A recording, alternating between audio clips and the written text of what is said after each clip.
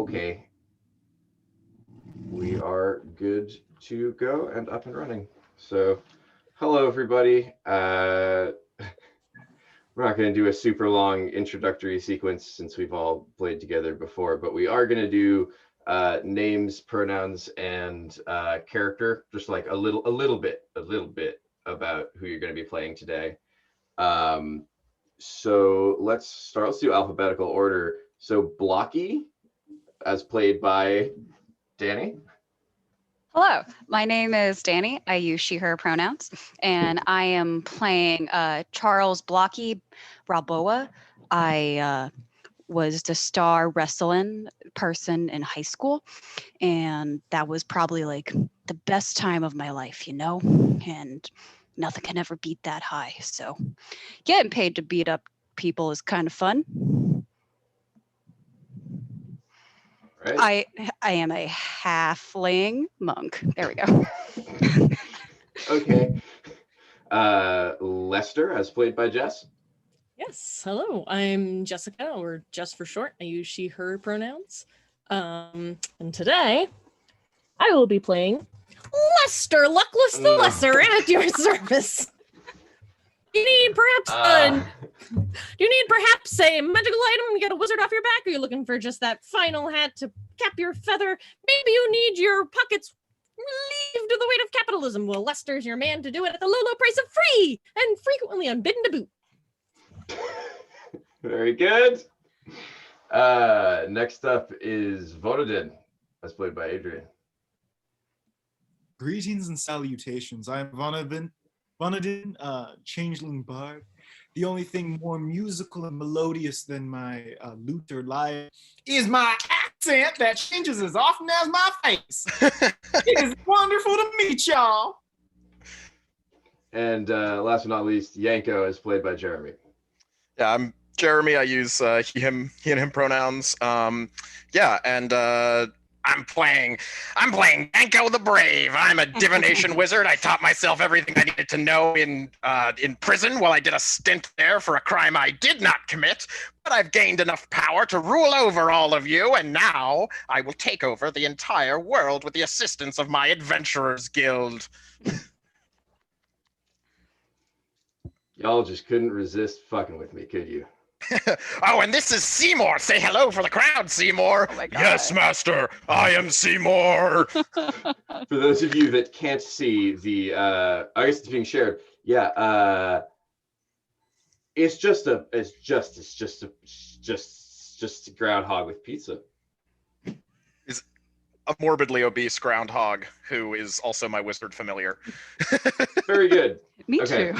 So I failed to say I'm a halfling rogue, and I'm now starting to wonder: are we just like pint-sized party? Like, do we? Vonadin is very tall, but Sometimes. varies. So sometimes it's small fry squad. Yeah. All right. So let's get started. I'm gonna give you guys some world background so we can just jump into it. This is probably just going to be a one session thing, 3-ish hours. So the four of you work in Weldport. You'll see that I threw the world map up. It's relatively small. Weldport is an industrial city on the coast. It is southeast of the Candlehusk Desert, southwest of the Long Sands, which is the other desert that you can see part of up in the right-hand side. It's a small, sort of normal manufacturing-y town. It's got stone and wood walls, but there's still a fair amount of like smoke being belched out of the city on any given day. There are foundries by the docks, and generally work is being done. And in and amongst those buildings, sort of nearby between a lumber yard and a really not so great bar, is the Weldport Adventurers Guild, or Freelance Adventurers Guild, which the four of you have been working at for a little while now. Now, the Freelance Adventurers Guild, it's the Freelance Adventurers Guild, because when it was started to attract the early adventurers by giving them a freelance, but those days have long since passed. And now it's a somewhat respectable, sort of middle tier Freelancers Guild, and that's also the spot the four of you currently occupy.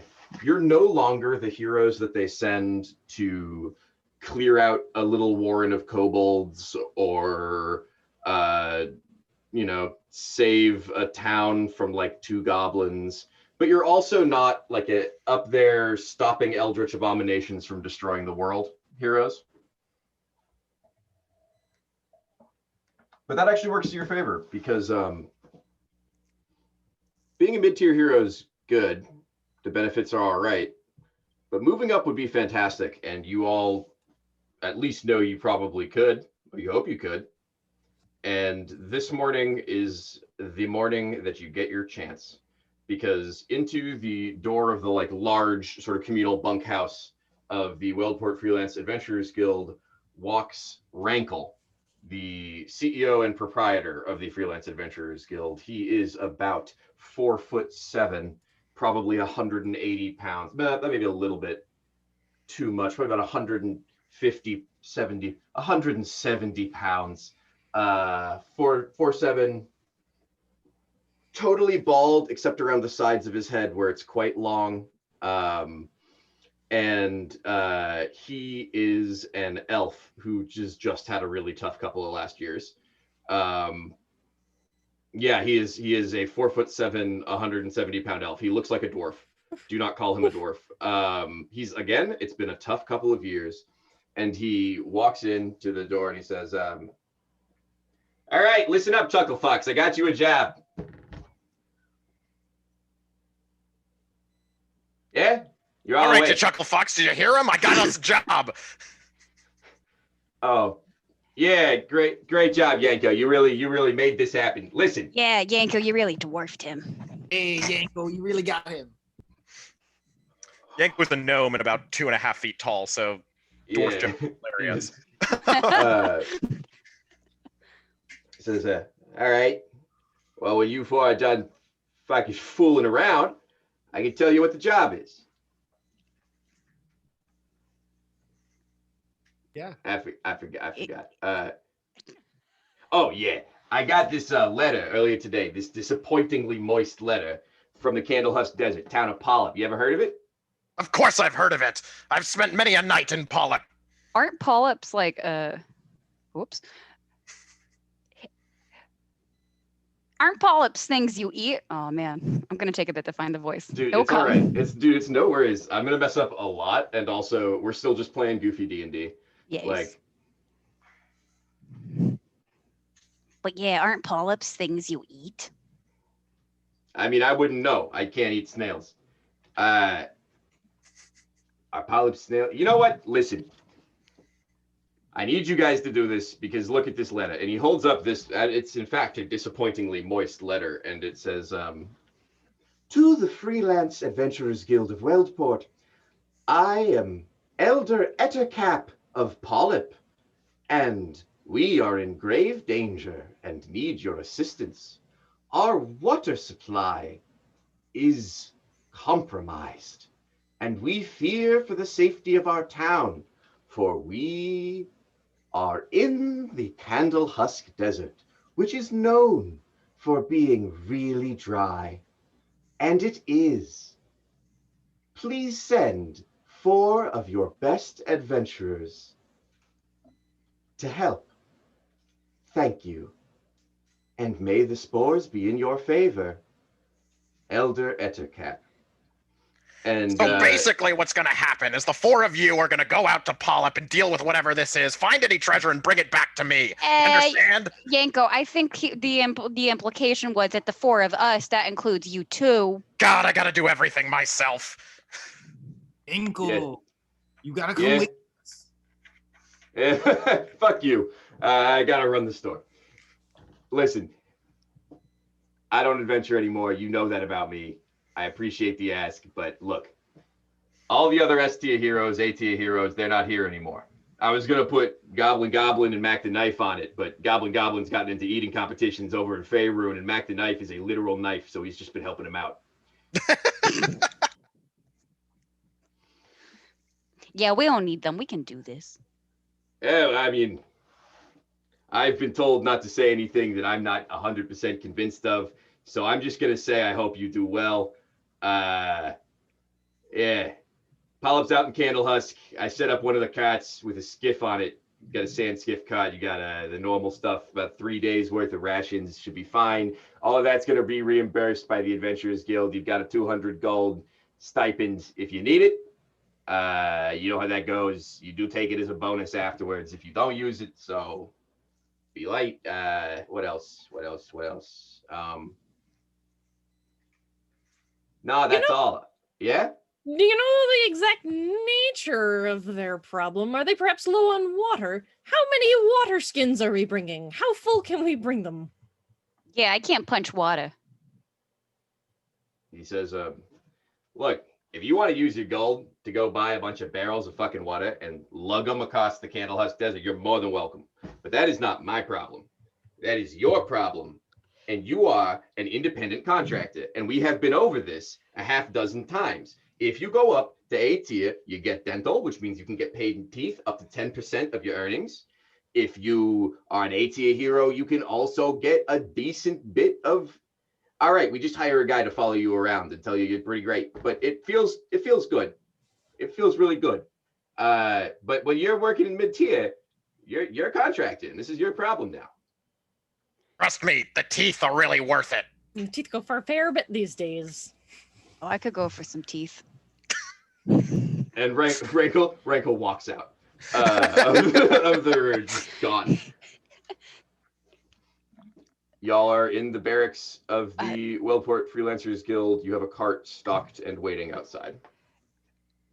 So I don't know about yous, but I don't want to potentially spend our bonus on getting money. I'm sorry, you said you don't want to spend our bonus on getting money? So, I have a lot of concussions from high school days. I mean water. I don't want to spend our bonus on getting water. Do you Is think high they pay school just what Blocky calls school for normally tall people? Yes. Okay, Everyone he went to high school with was also it's just tall. it's a human school. A yuck. All right, sorry. Someone was saying something before I cut them off with that silly joke. Do you Money think will they have little value when you all come into the light of my divine brilliance. Chill the fuck out today, Yanko. I can't deal with that. What? This is just how I talk. It's about your divine brilliance, light, whatever. I just But hear me out, buckos. What if they pay for water with teeth in Polyp? okay, but like I don't have many teeth. Like I have like maybe 3 teeth left in my head. I think Leslie here has a point. Why don't we just try getting in the cart and heading towards Polyp? Yeah. Maybe we can find out what local currency they use and then exploit them for their natural resources, Yanko. I know you're all about that. Wait, no, you bring up a good point talking about natural currency. I would like to find just someone who's walking by who seems very small and try and punch them to get some teeth. Yeah, all right. I mean, the nearest person who isn't one of the 4 of you is Rankle, who's just walked out of the guild hall. I do You not want to want to take punch your boss. I don't want to take Rankle's teeth. Okay, no, wait. I would like to rework this. Is there any place nearby, like a dentistry, I could go to try and just like shake the dentist for a couple of like bucks? Make a survival check? Question mark? Ooh. It's like technically how well you know an area, kind of. 18. Yeah, I mean, Teeth Toothlings is right down the street. It's not a dentistry, it's a repository. Okay, I walk in and I go up to the counter and I wink. It's like a cereal bar. There's like 15 different glass cases with different shaped teeth. I wink at the person behind the bar and be like, you could put it on my tab. Could I have like a box or two? I'm going on an adventure. Yeah, they just do it. They give you 2 boxes of teeth. They have most of the little businesses around the Freelance Adventurers Guild have working relationships with the guild because adventurers are the worst kind of people to deal with. So they'll come in and be like, "Can I have 2.5 almost slaughtered pigs?" And the butcher has to just be like, "Jesus Christ, okay, yes, fine. Pay me when you get back from the dragon's lair. I guess I'm totally gonna file an independent billing to rankle. It's not important." But yeah, you have 2 boxes of teeth now. You can add that into your extra items. Yes, I flash a only 3-tooth smile at the person behind the counter as I walk out. They're not entirely sure what it was. Okay, you collected some teeth. Does anybody else want to do anything in Wildport before hopping on the cart? What other kinds of stores or establishments are around Freelance? It's, again, you're in sort of just outside of the port district, so there's a few like tanners and general goods stores type of things. There's a Knives Out, which is the like Ace Hardware of the fantasy world. So that's where you would go if you wanted like most adventuring tools or also very light magic items, that kind of thing. Knives Out tend to be sort of everywhere. You can find them in most major cities, even some small towns have them. I think Lester's impressed with Blocky's success. How much do they charge you for the teeth?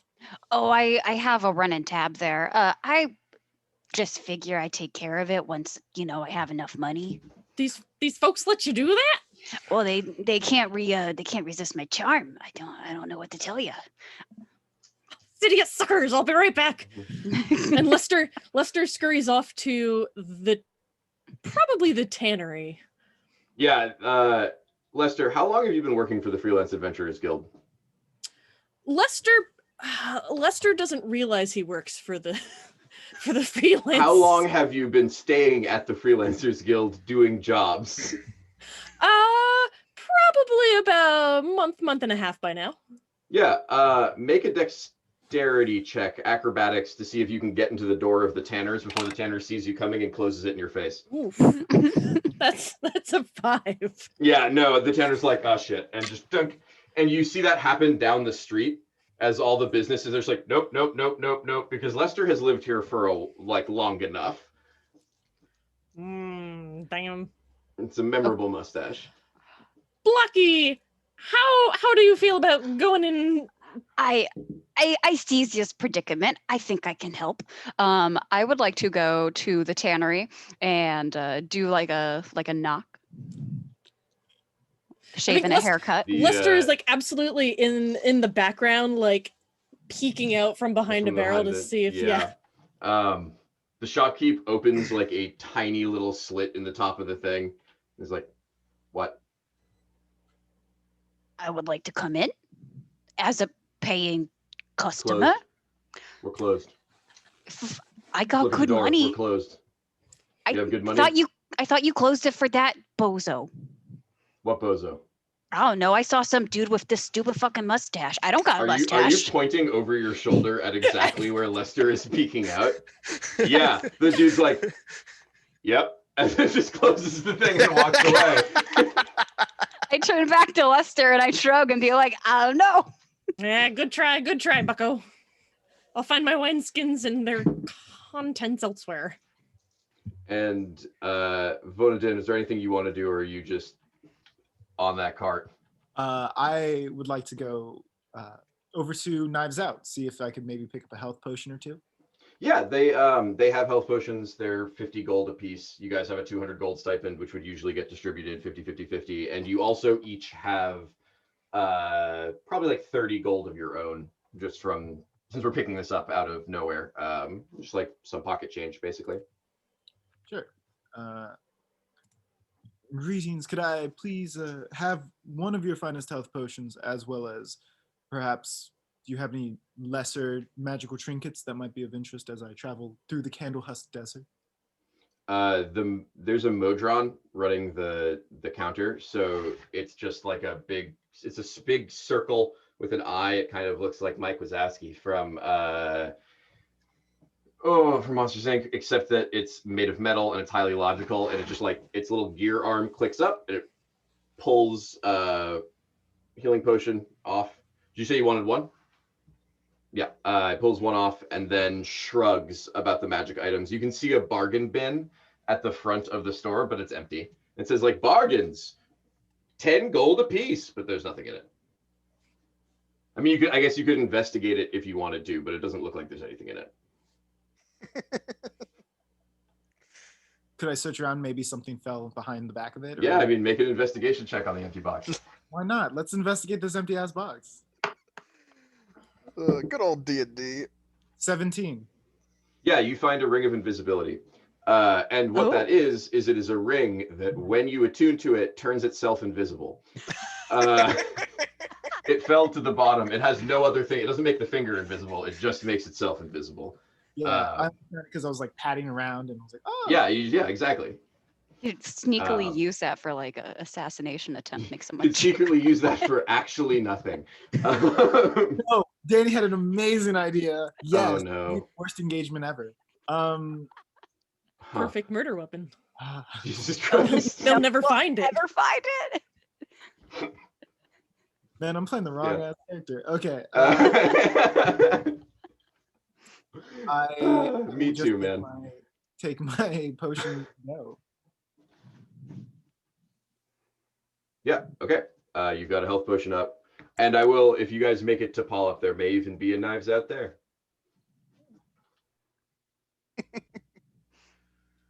All right, I say we get this show on the road. I would like to drive because I'm so good at it. And I would like to ride because I'm awfully good at that. Are we all just announcing what we're doing now? Can we get this show on the road? Y'all pile onto the cart. It is a sand skiff cart, and what that is it is a long, low, almost like a big ass bobsled with like medium-sized wheels on it. That as soon as you've not used one of these before, but you've seen them used, and Rankle has like 3 of them and like 6 regular carts for heroes to use. And the skiff carts are, when they hit the sand, their wheels kind of flip up and then they just shoot off like a speedboat. They have a medium strength enchantment on them that lets them do that. So they actually move faster over sand than they do over common ground. But there's no horses or pack mules required. You can just sort of, there's like a set of leather reins that just go into this sort of arcane machinery on the bottom of this that you sort of pull to turn. It's not like a muscle thing. They're just controls. There's like no kinetic energy really needed. So Blocky's driving. Can Blocky make a vehicle handling check? Yeah. Or a land vehicles? Ooh. Sand vehicle. Land sand. Land sand. Land. What would I add to that or just like, do I add any modifier for vehicle handling? Would it be animal handling? Are you proficient in vehicles? Which is it comes from mostly backgrounds, give vehicle proficiency? No, okay. So just a 6. Just a 6? Yeah, so these things kind of drive themselves, but you do manage to make the first leg of the journey take a lot longer than it should have. Like I'm driving a standard and stuff. Yeah, it's not great. Oh, another thing about these is that you can't do this on ground because it's too like bouncy. Essentially, the shocks are no good on the wagon. But if you're over sand, you can alternate watches and take a long rest while the thing continues to move. Mm-hmm. Because it is basically silent going over the sand. Okay, so yeah, with that vehicle handling check, y'all make it to the border of the Candle Husk Desert with essentially no trouble at all. Again, you take a little bit longer than you would have liked to, but you pass through the sort of providential fields outside of Weldport that are very well guarded and patrolled until you come to the cusp of the Candle Husk, which is just an open and empty expanse of bright, like a mix of bright and dark amber sand. Like strong amber. It is not yellow. It is like almost translucent and shiny. Does anyone want to make like a history check or intelligence check about if they have prior knowledge of this, since you are from this world. Yeah, voted. I might remember a little song or ditty about this desert, so I kind of like think back, and I got a 23, critical success. So the Candle Husk Desert, here's what you know about it. A bunch of stuff. Nothing lives there. And not in like a desert way, in like a barren, completely barren way. There are no plants, there are no birds, there are no oases anywhere. It is also like not exactly a dangerous place, so much as a place just nobody goes because there's nothing in it. And long haul caravans will pass through it from time to time. This is stuff you've picked up mostly from living in Weldport. This is less like old cultural knowledge and more just like somewhat common knowledge. But people don't really go there that much. Unlike the desert to the northeast, which is like way more filled with flora and fauna.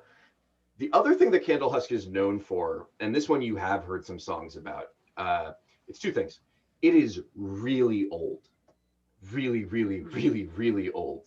Substantially older than any other geological feature around. The Candle Husk Desert has been here for as long as anyone can remember. And then the other thing you know, and this is sort of the remarkable thing, it's where it gets its name, is that the Candle Husk Desert is known for having these strange little like capsules of sand that are made out of this like translucent amber, almost like the thickness of like an eggshell, but totally see-through. And with the if you hold them up to the light, they look like a butterfly's wing, like the gossamer, or not a butterfly, a dragonfly's wing, where it's sort of clear, that kind of like oil slick rainbow thing happens, but it is all tinted this amber color. So the Candle Husk Desert, those are the grains of sand, and they are, or at least they're like full ones that are the grains of sand, and the other ones are just crushed up. Like the majority of the sand is crushed up, these things, and the bunches of them are just kind of peppered around as well. And what's notable about them is that they light up at night. And so there have been a bunch of like romantic ballads written about the view from the edge of the Candle Husk. And you probably would know some of those. There are a few kind of culty devotional songs that you've heard by different cult groups in Weldport. There's the what are they called? They're the Skull Fighters have a song about how Candle Husk used to be a big old boneyard. There's the Apiary Cult. That was one of Yeah. the love ballads. How Yeah. it's a boneyard. It's okay. Yeah. Just Yeah. So the thing to know about the Road Splitters is they are basically a grunge band cult. Yeah. So you've made it to the edge of the desert, and that is what you know about the Candle Husk, and it is in front of you and completely expansive in all directions. You cannot see a single feature, though you do know that Polyp lies roughly northwest, and just as you were leaving, Rankle said, you'll know it when you see it. I've never been, but people tell me that, and then just walked away. All right. I do have a question for Vonadin. Are you singing right now? yeah. So all of that information was conveyed as I played my dulcimer on my lap, just like ding ding ding ding ding ding ding. Are you fucking kidding me? Care to elaborate? The dulcimer? You don't like it, Blocky? No, I don't fucking like it. I didn't know I'd be traveling with a fucking nerd. And I like crack my knuckles like a very old high school bully out of his prime. Okay. I'll put away the dulcimer. I put away the dulcimer, That's what I fucking thought. and I take out a lute, and I keep playing. And you gain inspiration. Very good. Also inspiration to Blocky for being Okay, while you're doing that nerd ass shit, I do have one question. I know that not much lives out here, so what the fuck are like? Let me rephrase. What are we looking for again? Yanko has been standing in the cart, have kind of 1,000-yard stare out into the desert, holding the massive, compared to his frame, form of Seymour and stroking the back of his head. And he interrupts his own trance to say, I have seen this desert many times before in my dreams. One of you shall perish in these blasted wastes. I know this to be true. It is unavoidable. It's gonna be that fucking rat of yours, buddy. There's no wind of any kind passing over the sand. Everything is completely still, and y'all are just sitting at the top, basically the edge of the grassland, just about to tip into the sand on the skiff, having this conversation. Blocky, when the cart hits the sand, I need you and everybody else to make a dexterity saving throw to see if you're prepared for how much this is real pod racing. Oof. Now this. It's pod racing, Texas. Good thing it's Dex. Oh, hell yeah. That was a 17. 23. I got an unnatural 20. 18. Oh my Yeah, gosh. y'all are fine. This thing takes off, and you hear just like a whoop, whoop, whoop, whoop, boom, and then it fires off across the desert. And when it does, inflating out of the back is this big sort of, you know, the camper vans that have the pop out rooms. Mm-hmm. This Yeah. thing pops out, and there's just a big leather tent that smells like dead camel, and has enough room for everybody to sleep in. But it does, like, it like really smells a lot like dead camel. And y'all are making it off into the desert. So we need to do a travel montage, which I sent you guys the rules for earlier. Mm-hmm. So let me bring those up. And the way that's going to work is each of you is going to have to perform a role to help with traveling. And they are the Wayfinder, the Quartermaster, the Sentinel, and the Rouser. So the Wayfinder is like, how do we get there? The Quartermaster is handling supplies or like medicine.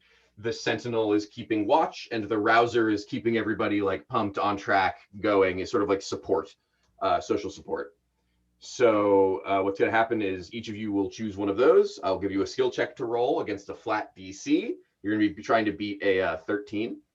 And for each failure that you accrue here, we're going to do a little montage afterwards where you have to like get successes in that montage equal to twice the number of times y'all fuck up. So who's doing what? And you guys can talk about this in character more or less, but we could also just do assigning this way, whatever people want to do. I know the way as it was foretold. I will lead the way to our destiny. In my head, that's Yanko standing on the front of the skiff holding up Seymour and just silent. Yeah. It's like... I think, like, as he says that, I like look at Lester and I'm just like silently like, what the fuck? Something wrong with that one. Yanko is Wayfinder, which means they'll be rolling either survival or history. So if you want to key that up, and we'll get to the next one right after. Okay, cool. Yeah, I'm going to be rolling history. And I got a 10. It's fine. Oh, that's a fail. So in fact, you do not know where you are going, or at least possibly. Echo very rarely does. Yeah. Who's next? Who wants to? Well, I suppose if any of you need a bit of shut-eye, I could make sure you don't miss anything terribly exciting or profitable. So you're offering to be Sentinel? Well, I assumed Or Rouser. Quartermaster? Or Rouser? Oh, Rouser isn't just for sleeping. Rouser is like keeping everybody going. It's also like running the either performing right to like keep everyone entertained like a bard, or animal handling or like vehicle handling. But also, if Lester wants to be doing that, I also love that. I mean, performance, absolutely. I don't mean to tread on bardic toes, if you prefer. I take some offense to that because I'm a high school varsity athlete, but yeah, and dance I'm sure is fucking great. Well, Well, listen here. I have an excellent old ditty that I would love to keep us going with. And Lester starts in on a rousing 99 bottles of beer on the wall. Yeah, 99 roll. bottles of- Roll. Vonadin is Vonadin grooving? Yeah, Vodadin is definitely like being the steak or the sizzle of their steak right now. Yeah. The vibe I'm getting, and correct me if I'm wrong, but the vibe I'm getting from Vonadin is that like every bit of new or even old music is just like a pretty transcendent experience for them. Like that they just fucking love whenever there is that kind of sound happening. Is that Oh, for sure. In fact, because I'm being such good accompaniment, can I actually just spend a bardic inspiration on this? yeah, totally. Okay. Ding, ding, ding. We That's got an this. extra 1d6, right? Mhm. So Lester, when you make your performance check, add an additional 1d6 as Vonadin plays mad backup, I guess. Oh my gosh. I can't wait to get literally everybody singing this now. Blocky's in hell. That's a 24. Yeah, I mean, y'all If I don't have that damn groundhog y'all by now. have never heard such a rendition. Is it powerful? Is it addictive? What is it sultry? Is it 100 sultry bottles of beer on the wall? Lester, fill us in on how you wrote the hit 100 bottles of beer on a fucking sand skiff going through an empty desert. Yes, I think it's almost the better way to describe it would be grinding. So like in much the same way It's a Small World is, like if somebody sings it long enough, that's your day. You're not gonna get it out of like this. That's just it. Whether you want to be singing it or not, you're gonna be. This is going to be very funny later. So yeah, all of you have 99 bottles of beer stuck in your head like pretty solidly. You're not compelled to sing it all the time, But if you there's won't fall asleep. if there's a quiet if there's a quiet moment, you will start humming it. And long rests require 1 extra hour for the party because they need to, get ready. So that is Rouser and Wayfinder dealt with. Who is Sentinel? Yeah, I can do that. I would like to be away from you bozos for a bit. And I will I mean, be it's rolling. a big cart, but it's not like a huge cart. As I am like looking over, making sure nothing's coming at us, I am like humming 99 bottles of beer without meaning to. And I'll be rolling perception. And oof, ouchies, that's an 11. Yep, that's another big fail. Luckily, there's not a ton to see here. And Vonadin, that leaves you as the quartermaster handling supplies. There are a fair number of which are on the back of the cart. You've been loaded up with like probably like 2 weeks worth of food and water for what's supposed to be like a 2-day trip. To be clear, they don't like to lose assets in the middle of the desert. Then I will indeed master those quarters. I will use oh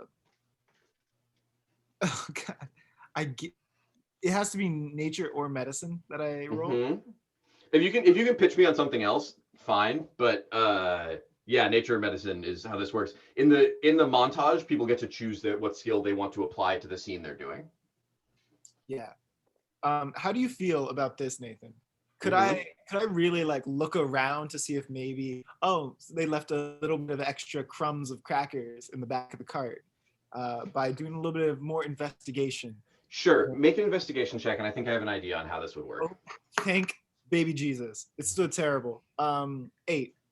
Yeah, you also fail. What you don't notice is that what you were going to look for is you're just checking to see everything's strapped down. And Vonadin, you realize that it isn't when one of the boxes of food just flips and flies off into the desert and then shatters. And it's eggs. Why did he give you a box full of eggs? You can't do anything with that. That's good protein. Does anybody hear it? Nope. Okay. Because this thing's going very fast. So you guys got 3 failures, which means you have to get 6 successes on the travel montage. So everybody roll initiative, and we're going to take turns going back and forth. Nathan, I'm sorry to interrupt the dramatic progression, but I wanted to know how I should handle rolling my portents as a divination wizard. I get to roll 2 dice and then like swap them for different rolls. You know that. Yeah. Technically, it's supposed to be You the should beginning. you at the should end of the already long have them. rest. Yeah, you have them from the when you Okay. woke up this morning. Yeah. Okay, great. So I'm just gonna Um. roll those now. Yep. Oh So- yes. We are hopping into initiative order, and it is. What are the 2 numbers you rolled? But actually, you know what? You don't have to reveal that. You can keep it quiet. I trust you. It's gonna be great. Okay. Yeah. So Vonadin, what'd you get? I got a 15. Okay. I got a 17. 14. Lester got a 14. Blocky got a 7. Yeah. And what did our good man Yanko get? A 10. Okay. So you guys are going to start with a random encounter from me. And when, the way this is going to work is basically each of us are going to take a turn describing something that happens on the trip and some way that the person like contributed or gained something.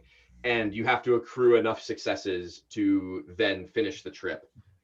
This will actually cover the whole trip across the desert. We'll do like one little nighttime sequence as you're traveling after. But this will be about a day and a half's worth of travel, so you can do things anywhere in there. But the first thing that happens is not far from where you set off. You're probably like 3 hours and 28 bottles of beer. There's a really slow part that Lester did in the middle, really just letting it hang there. You come across another skiff, and there's 3 half elves, and they're standing on the skiff. And as you get a little closer, you realize that it's actually 3 tiny skiffs, and they're just turned sideways surfing, and they're going like pretty fast. But you guys can catch up to him, or catch up to the 3 of them. And if you pull alongside, they're just like driving alongside you, and they pull back for a sec. And one of them is just this half elf. He's got huge, really like a full-on unintentional rat's nest, and gives off like very strong crusty hippie vibes. His clothing is actually made out of leaves, but some of the leaves are like torn. You can see that he got them at a discount shop, and like he has this just like big old wooden pipe on his back, and he says, "Oh, you guys heading to Polyp?" Yeah. Who's asking? Jeff Airplane. Who the fuck is Jeff Airplane? That's me.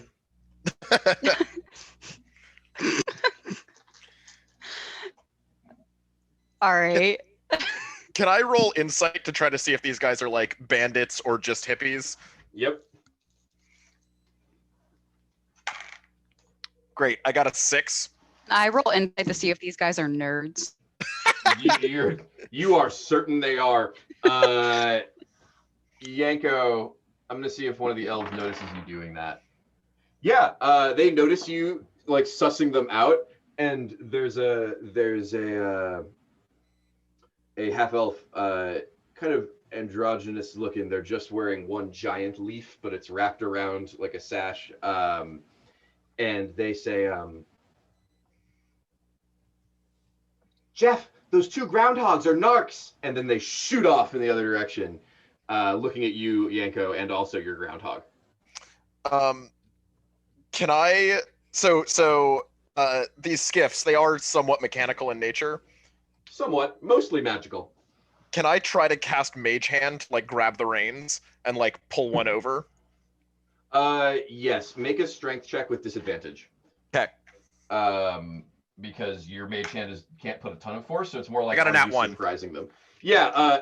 A mage hand happens, and they just wrench the reins away and turn, and the 3 of them turn perfectly, skid up a dune, and then all of them cast Big B's flying hand at once, and it just flips you off. They're just 3 gigantic hands, and they all flip you off, and then the 3 skiffs burst off. Next up, Vonadin, you have a scene for the montage.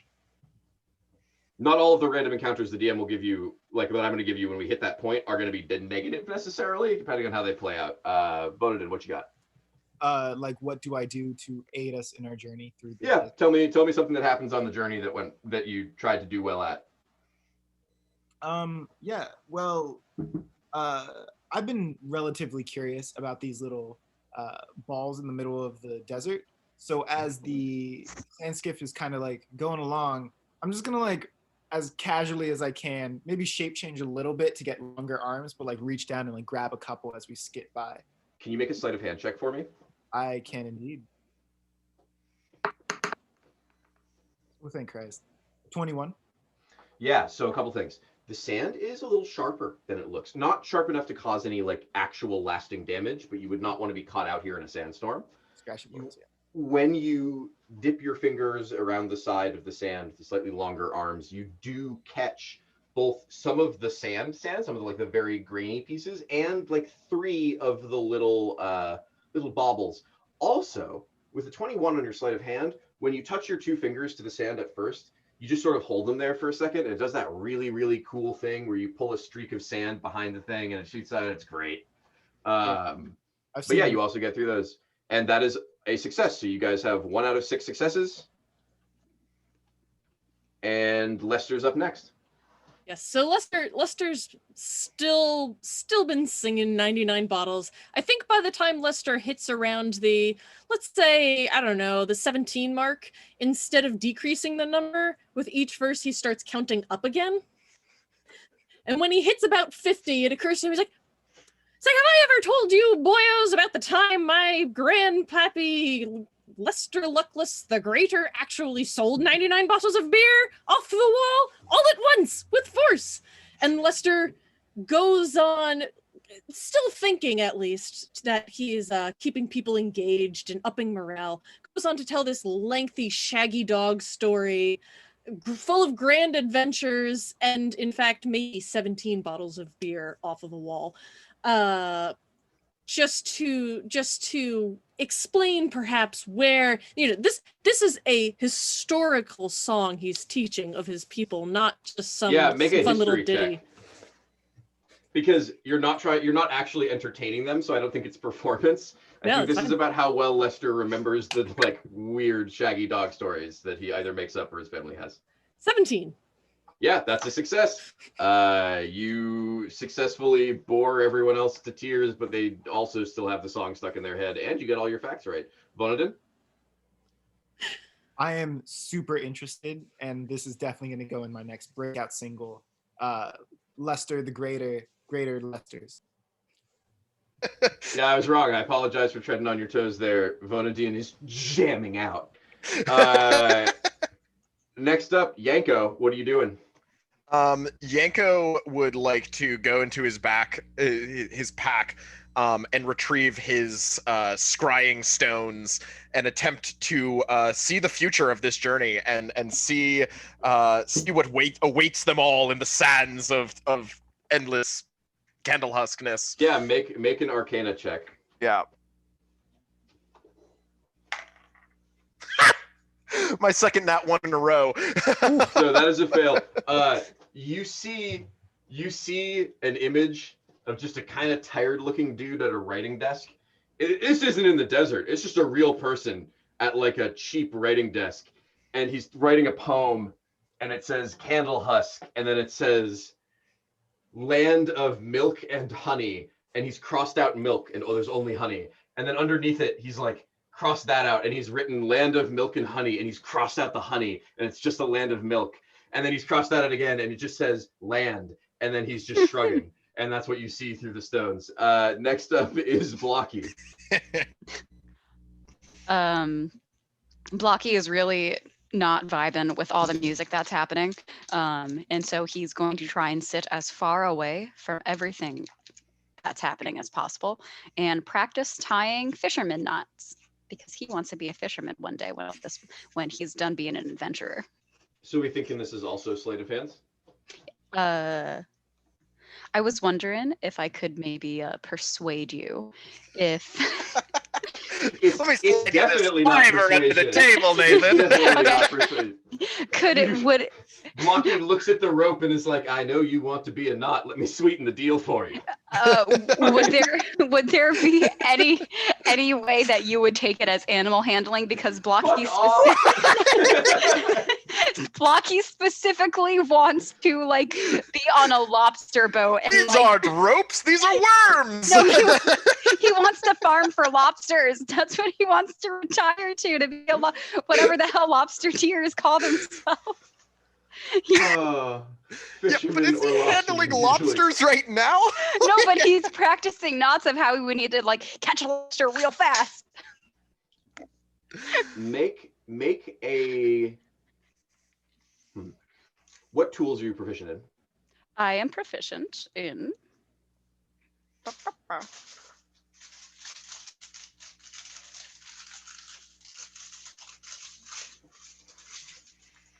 Where it's on my sheet.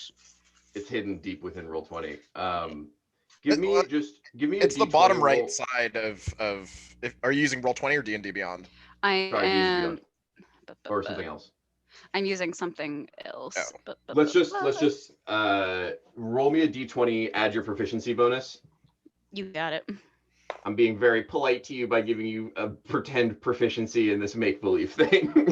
I agree. This is very nice. An An 8? 18. Oh, No, an 18. Hell yeah.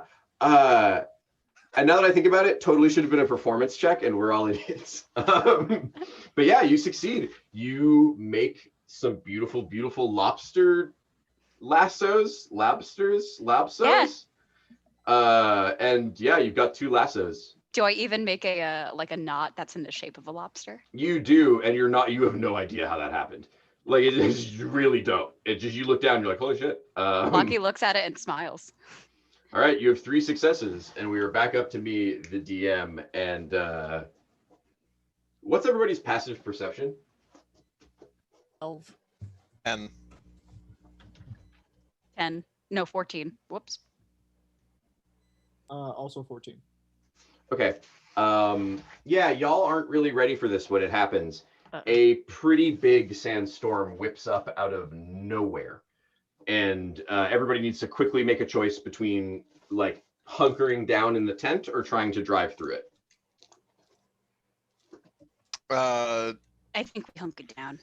Yanko King Lear style screams at the storm and tries to drive through it. Is everybody else in the tent? Well, Lester dies for the tent for sure. I'm in Blocky also goes for the tent. Yeah. So here's how we're gonna resolve that. Yanko, Can we grab less? Hold on, Yanko, make a religion check. Oh my God God. bless. Mr. Fuck, wrong one. 18. That's a success. So you guys hear this like roaring drone of the sand, and as Yanko's standing on the front of the skiff, like leaning towards it, shrieking, the first couple of blades, like little grains of sand, come to cut, and they just peel away from you, and the skiff peels through like a wedge, through like a soft cheese, the entirety of the sandstorm. Yeah. And it is like a soft cheese. There's a weird amount of resistance, but you do get through it. And the sandstorm dissipates. Very good. We're now back to Vonadin. That will not count as a full success because it was one of, actually, yeah, I guess if it's a skill check, I'll count it as a success. Vonadin. While we're still inside the sandstorm, Yes. you take out my Please. Please do it. my little lute, and Uh-huh. I'd like to play my little detect magic song, which goes like Uh-huh. this. Uh-huh. Is there magic? Is there magic? Where is it? Where is it? Am I stuck with the fucking kids crew musical brigade? I I don't know if it will aid at all, but like Lester picks up on it and starts singing the round. It's like, where is magic? I believe with ritual casting, it makes it happen twice as fast. But Oh, yeah. Yep. I'll stop singing if you can remember the lyrics for one chorus. But you can't, can you, concussion buddy? No, you can't. Nope. Outside, Yanko is screaming. He's screaming. The natural world shall hold no sway over me. Come see more. Blocky there's like this, crosses like- his arms and goes like, "Where is magic? Where's Gotta magic?" find the magic. Gotta find the magic. Yeah, so the sand, not magical. Just a sandstorm. Hey, everybody, sand's not magic. You know, But you do hear, voted in, you do hear, can you make, I guess that would be, I guess you're just using the spell, but that's going to be an Arcana check in context.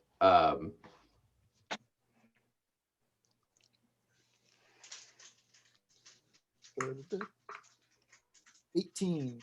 Okay, yeah, that's a success. You guys have 5 successes. There's no magic, but what you do hear amongst the sounds of the sandstorm is the magic of song.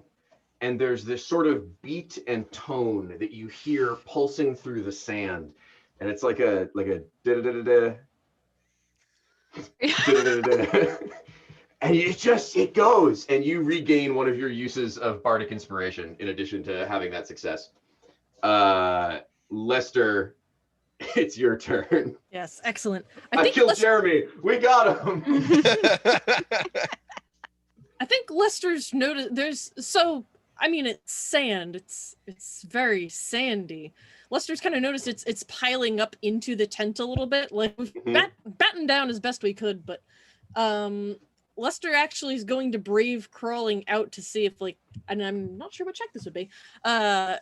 See if we can't tie down or latch down the sandy canyon any tighter. I would call that like a survival check. Okay. Sort of. In my mind, it's combining a couple of different things that would make sense there. Sure. Also, is everybody still there? It looks like the cameras are a little frozen on my end. I'm not sure if I'm making that up. Yeah, I think it's just your computer is being weird. Here. Great. That's what we like to hear. If you asked Lester, of course he'd insist he's doing it for his friends, but he's legit concerned about Vonneden's instruments because he's all on board the singing your way to victory trip now.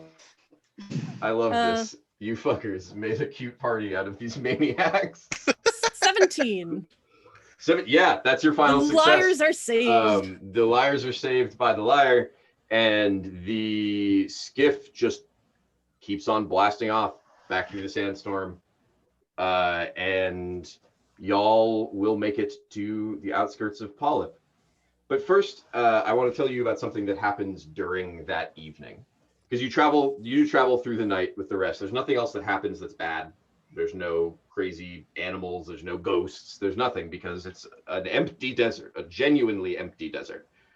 But when the sun goes down, the red of the sun transfers sort of as it dips below the horizon, and the whole of the desert around you glows this soft yellow and apricot. The sand is phosphorescent. It just sort of glows ambiently a little bit, but the little pods, and Vonnegut, you still have 3 of them, and yours do this too. There's a tiny suspended ball of light sitting inside of the little pod. It doesn't move. It doesn't look organic or anything. It just floats there and kind of lights just a little bit up. If they have the tone, though a little oranger, again, a little bit more like apricot or tangerine, they have the tone of those Christmas lights from before LEDs started being used really, really widely.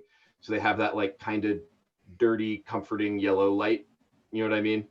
It's warm and somewhat soft, but again, it's orange, and it's actually strong enough with the whole desert out there that much like a mountain covered in snow, if you're out there, you're out in a field of snow and the sun's coming down, it's kind of blinding, that you can't see the horizon for most of the night. It's possible to sleep. Again, the tent, you now realize possibly why that leather is so thick. Although it could just have been a pretty tough skinned camel. But when the sun rises the next morning, you realize why Rankle said you'd know it when you see it. Because when you rested and began traveling through the night and the orange light overtook the desert, you saw nothing on the horizon. And now, as the sun retakes the light and the desert returns to dark, you see in front of you a gigantic,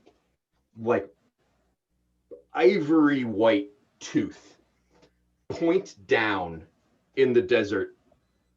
And I think for a moment, there's a sense that it is just big, but pretty close. And then you realize you're still miles away. And that thing, if it's real, must be the size of a mountain. So if you're visualizing this, think of like a wolf's fang or an elephant's tusk in a point that is tipped down into the sand, so sort of curving up with a little plateau over the top where the base of the tooth would be. Does that make sense? Do you think that makes it more or less likely they use teeth for currency there? Oh, I was just thinking that I made the right call with getting the teeth. I think, yeah, we should be good. Yeah, and you guys have made it to the outskirts of Polyp. You haven't seen really the city yet until you get a little closer, at which point you can see this giant ring of shade underneath that's cast by the fang, right? The curve of the fang, and the top layer blocks light, such that there is sort of a ring of eternal shadow that moves very slightly as the sun goes overhead and keeps Polyp, the little space down there, completely in shadow. Also, it looks like it's raining. Just under the fang. Like, kind of a lot. What the fuck? And as you guys get close enough, you can see the outskirts of a city. A little city with little walls, patchwork construction that looks like purple, green, blue, and one side and kind of curved. And then on the other, looks like, in like spots and splotches, looks like just like sandstone construction, very old. But then there are these big, sort of more organic seeming shapes in the lighter, more foresty tones. And people with a passive perception of 14, you guys see them first. You see a big old guard standing at the front gate of the city. And the two people who have 14s, can you just make quick actual perception checks for me?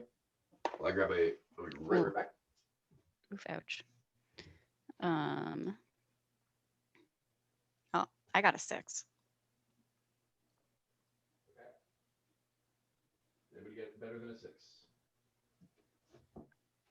Nope. Yeah, I got a 7. Yeah, 7. Killing. So you guys don't notice it until you're really close. There's a big guard. He looks huge. He looks like he's like 6'4", probably 280 pounds. I Just like take them. gigantic. Where would you take him? And what'd you say? Blocky thinks he can take them. And Imagine just wants to know like what the ideal date would be. Yeah.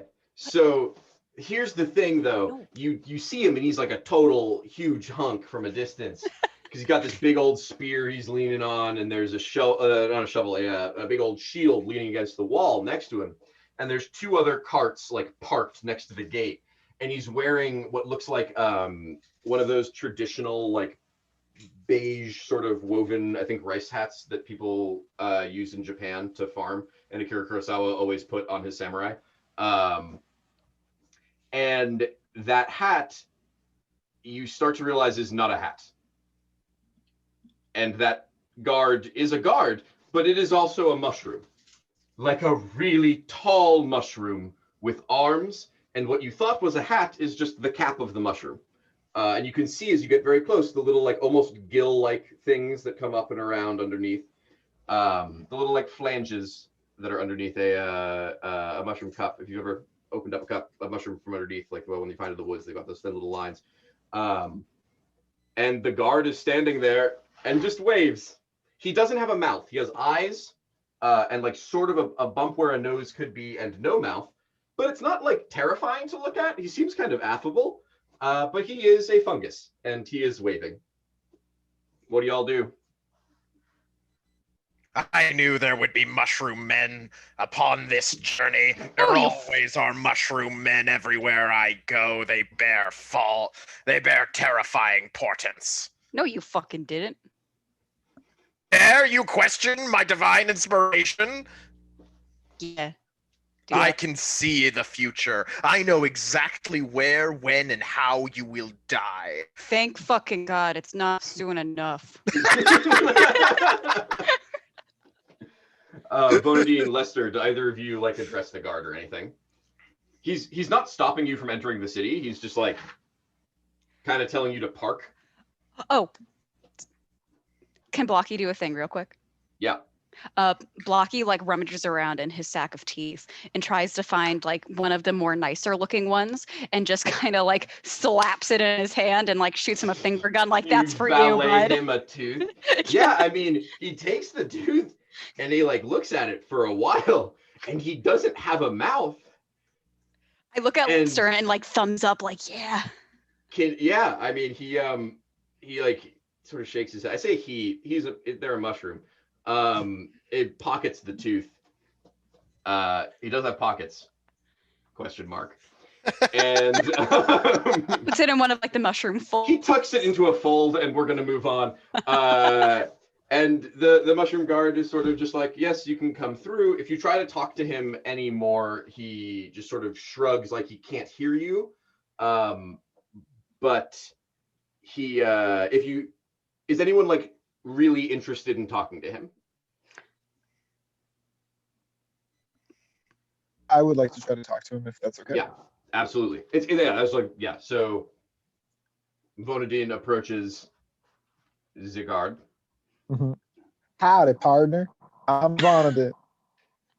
Nice to make your acquaintance. The guard holds up its hands and waves, and then gestures you to wait, and then stands very still, and a puff of spores flies out of its nose and sort of floats over towards you. And the guard gestures like, breathe in this, like. I look at my So companions. fucked up, I swear to God. I look at my companions, give them a big thumbs up, and I just like puff it. Yeah. It's not gross. It's not great. It just is sort of tastes like pollen. It feels like pollen. Only a moment later, you hear a chorus of voices in your head. You have never felt so like full and connected to other people ever. And you hear dozens and dozens and dozens, possibly hundreds, maybe 1,000, really just hundreds of voices going, oh, hello, hello, hello, hi, hello, hi, hello. And the large mushroom in front of you sort of like affably floats for a moment, and then you hear in your head, hello, welcome to the town of Polyp. Thank you for trusting us. I know it's pretty weird, but we don't have mouths. So we use these spores to talk to each other, always. They have no bad side effects. They wear off in 2 to 4 days. Oh shit, are we doing mushroom spores? Fuck, I used to love to get my hands on these back in prison. Hit me, buddy. Yeah, he'll inoculate any of you that want to take the spores. I didn't do drugs in high school. I ain't about to start doing them now. Fantastic. Yanko full like one nostril like rails. Yeah, cloud of Yanko, make a Constitution saving throw. God bless. Lester, what do you? Lester hears Yanko talking about what he did in prison and whips around. He's like, well, I was hoping to track down them 3 boyos we met out in the desert to sell them the hemp, but I happen to have this hempen rope. I was wondering if maybe you might be interested in that. Are you talking Yanko? Yeah. A hempen rope? What need would I have for a rope? A hempen Mm. rope. Oh, this is like one of those like natural. Yeah. Yeah. Speaking of You which, want the pizza with extra mushrooms and oregano? You know. I don't, yeah. So I've thrown y'all over onto the map for Polyp, and those of you who do take the spores, you immediately hear one voice that is more vociferous, more loud in your mind, and it goes, hello, I am Elder Ettercap, and you must be from the Freelance Adventurers Guild. Come and find me. Center of town, I'm firmly planted at the base of the Fang. But please do, I do so need to talk to you. And the city itself, which you can see through the gates, what you thought were these like blue-green sections of construction are just organic construction. It's raining all throughout the city from beneath the Fang, and the whatever like settlement used to be here has been kind of overgrown and repaired carefully and shaped to be made partially out of sort of fungal material. And also, you do see non-fungus people in the streets as you like look down and around. There are just like a couple of elves walking around. There's a goblin, a couple of humans, but mostly it's all different manners of fungus people who like smile at you, and then you hear in your mind like, "Hello, welcome to our town, stranger." What do y'all do? Asked me to roll a Constitution check earlier. Yeah. I got a 14. I don't know. Yeah, you're fine. I just wanted to mess with you a little bit. Cool. Yeah. Love it. Yeah, Yanko wants to go and meet this dude. Let's go find this guy and get this job done so I can get home and tend to more important matters. Yeah, I'm not Important. comfortable. I'm not comfortable around being all these drugs right now. Not gonna lie, Oh, I'm not Blackie. exactly certain about the lack of water, considering it's raining in the desert. Yeah, that's weird. Got an awful lot more water than a lot of other places I've seen recently. Come on, guys, just go with the flow. Sometimes it rains, sometimes it doesn't. Nobody can predict the weather. Oh, Yanko. Block, A divination wizard, man. Blocky, just so you know, the three of us were just talking to a giant spore or mushroom person in the middle of town who wants us to go see him about our job. So that's where we're walking off to. Only person who can't talk to the mushrooms. Yeah, and I stand by it. I'm not gonna do these drugs. I'm sorry, man. I'm not gonna be peer pressured into Okay. it. You know, It could dare- ruin my performance, and I'm very proud of, All right. Understand. So y'all meander through to the center of town.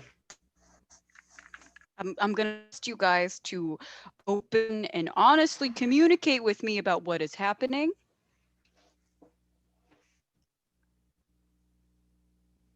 When have I not been honest with you? Not you. I'm talking about Lester and Vonadin. Ah, yes! Honesty! You'll never meet a more honest... Okay, then this Vonadin then. Okay, Blocky. I got you, Blocky. It's all good. Yeah. So, walking through the center of town, it's hard not to get fairly soaked. But most people around, I mean, again, the mushroom people don't really mind because they kind of have this built-in umbrella. It's unclear how sensitive those things are. You probably don't want to ask. Oh, we lose anybody? I don't think so. Okay, cool. Sorry, it's being a little bit wonky on my side. There's two things you can see in the middle of the city as you walk down. You're coming in from here, and you can see two things in the center of town. This is the largest building in town. It looks like it used to be a temple made of the sandstone, and then it's also still got some of that like composite material, the fungus stuff that's made out of. By the way, the fungus stuff looks less like the flood or something from Halo. It looks less like a parasitic like nest than it does just like a carefully crafted topiary wall. The whole city is actually pretty clean despite being very wet. And next to that giant temple are two things. One is the downturned tip of the entire Fang over Polyp. That's where it meets the sand. It takes up most of that empty space in the middle there. But that's where it like basically plugs into the ground.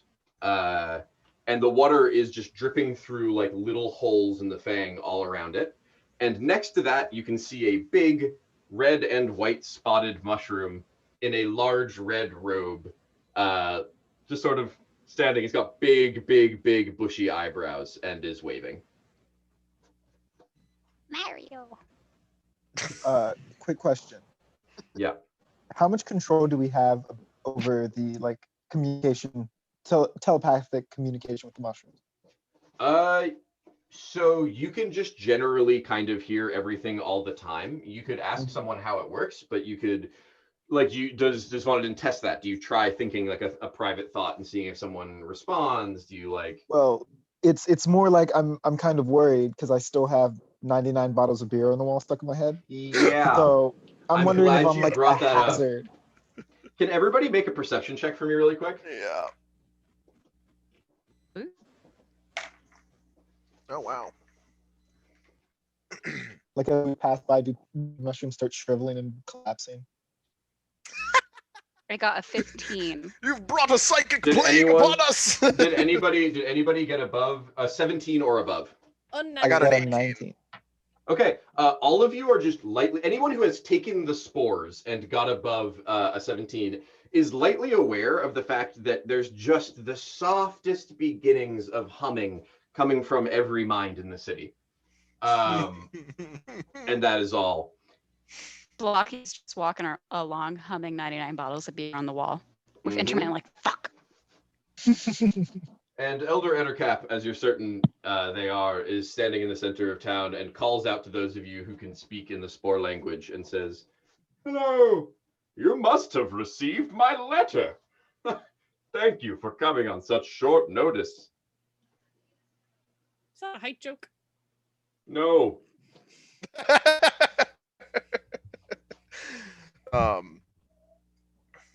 Yeah. So what seems to be the problem? It seems you've got plenty of water. And Yanko, you say that, and when you're like, it seems like you have plenty of water. What's the problem? You stop hearing everyone hum 99 bottles of beer on the wall. You just hear the entire town get quiet and scared. And That's much better. Elder Ettercap's face falls, and he thinks to you, and he actually thinks to the town. He doesn't address you for a moment. He thinks to the town, and he says, "Yes, I am sorry. I have done that which we are not supposed to do, and I have lied to every one of you with my thoughts, and chosen to keep from you the peril we are in, for I am the elder of this town, and as vested am meant to keep you safe, and panic, we must remember, is the worst thing that can befall our kind." And then he turns back to all of you adventurers and says, "But yes, look around you. The water that has sprung eternal from the Fang for thousands of years is running out." It's raining pretty hard. Yeah. Are you sure? And he says, they say, "Yes. Why, I'm a fungus. I'm a myconoid. I'm a hive mind. I still fungi. have the memory, the what? A fungi. Oh!" And you hear that exact same laugh across the whole town worth of mine. It's like, "Oh, oh, oh, they said it. He said it. Somebody said it. Oh." And I don't think you can call them fungi. Vonnegut. you don't hear that. Hear that? Yeah. Well, I heard Vonnegut say like you're a fun Vonnegut guy. isn't talking out loud. Oh No, fuck! I did say that. I did Oh, say you that did say out that loud. out loud. Okay. No. My bad. You do say that. The Ettercap says, "Yes, I am sure that the water is leaving. 3 months ago, it used to be so full you could barely see. And now look, pitiful. We could die, all of us. We live on a knife's edge. Here, below this giant Fang in the middle of a desert. This water is the only thing sustaining us. And look," and he points up again. And now you notice two things. First of all, there's a ton of those little holes I mentioned that the water's draining through in the Fang. They're a lot wider than the volume of water that is currently coming through them. So it is a reasonably strong rain, but you can see that these used to be like hydro pumps worth of just like tons of water. And this is a pretty drastic decrease if that is the case.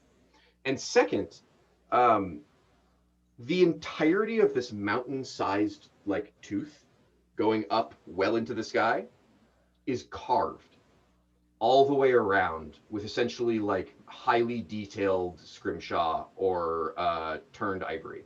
If you've ever seen in a museum one of the like elephant tusks or whalebone, but usually like elephant tusks, there's a few other animals I guess used, and they different cultures, especially in Asia and the Middle East, would do these like unbelievable carvings all through them, these highly detailed religious images in relief. This whole mountain is that all the way up. You just couldn't see it because it was dark before. And Elder Edicap says, "Ruined! We could be ruined!" And you hear all throughout the town, "Ruined, ruined, ruined, ruined, ruined!" And then just 3 babies crying. Oh. It's just, yeah, they're just weeping because they're still babies. I think You Lister, also, yeah, no, go Lister ahead, puts Lester. his hands out and like for a moment brings it back and like licks it. I'm like, are you even really talking about water? Like, what the hell is going on here? It is like some of the purest, freshest water you've ever had. Come It's on, not like this. New York City water right Yeah, it's there. New York City tap, baby.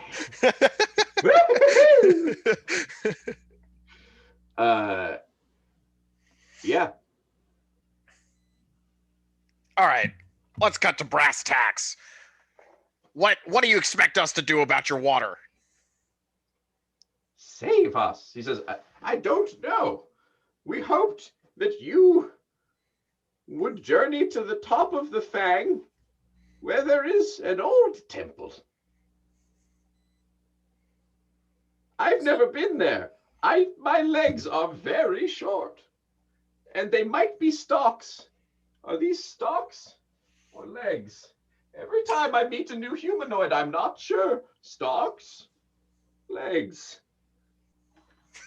Yes, Monadin. Ancient one, Ettercap. What is the origin of this fang? Where did it come from? What is it from? Oh, I have no idea. It's always just been here. When my ancestors' ancestors, who are also me, because of how fungi work, came here thousands of years ago, it was already there and carved. There were the ruins of a small town here, and the candle husk was as it has always been, orange and uncomfortably incandescent. However, it used to spring eternal with water, and now I worry for the sake of my people. Also, there is one other thing. Around the time that the water began to... Everybody make a dexterity saving throw as a tremor rocks the entire city and the Fang noticeably lists to the side a couple of feet before like rumbling back. 7. I got a 13. Critical 21. success. Uh, 24 crit success. Yeah, Bonadi, what does that look like just for the style points? Because what's happening is there's like an earthquake shake. How do you not fall down? Not only do I not fall down as everyone shakes around me, I just like check my nails and wait for them to finish.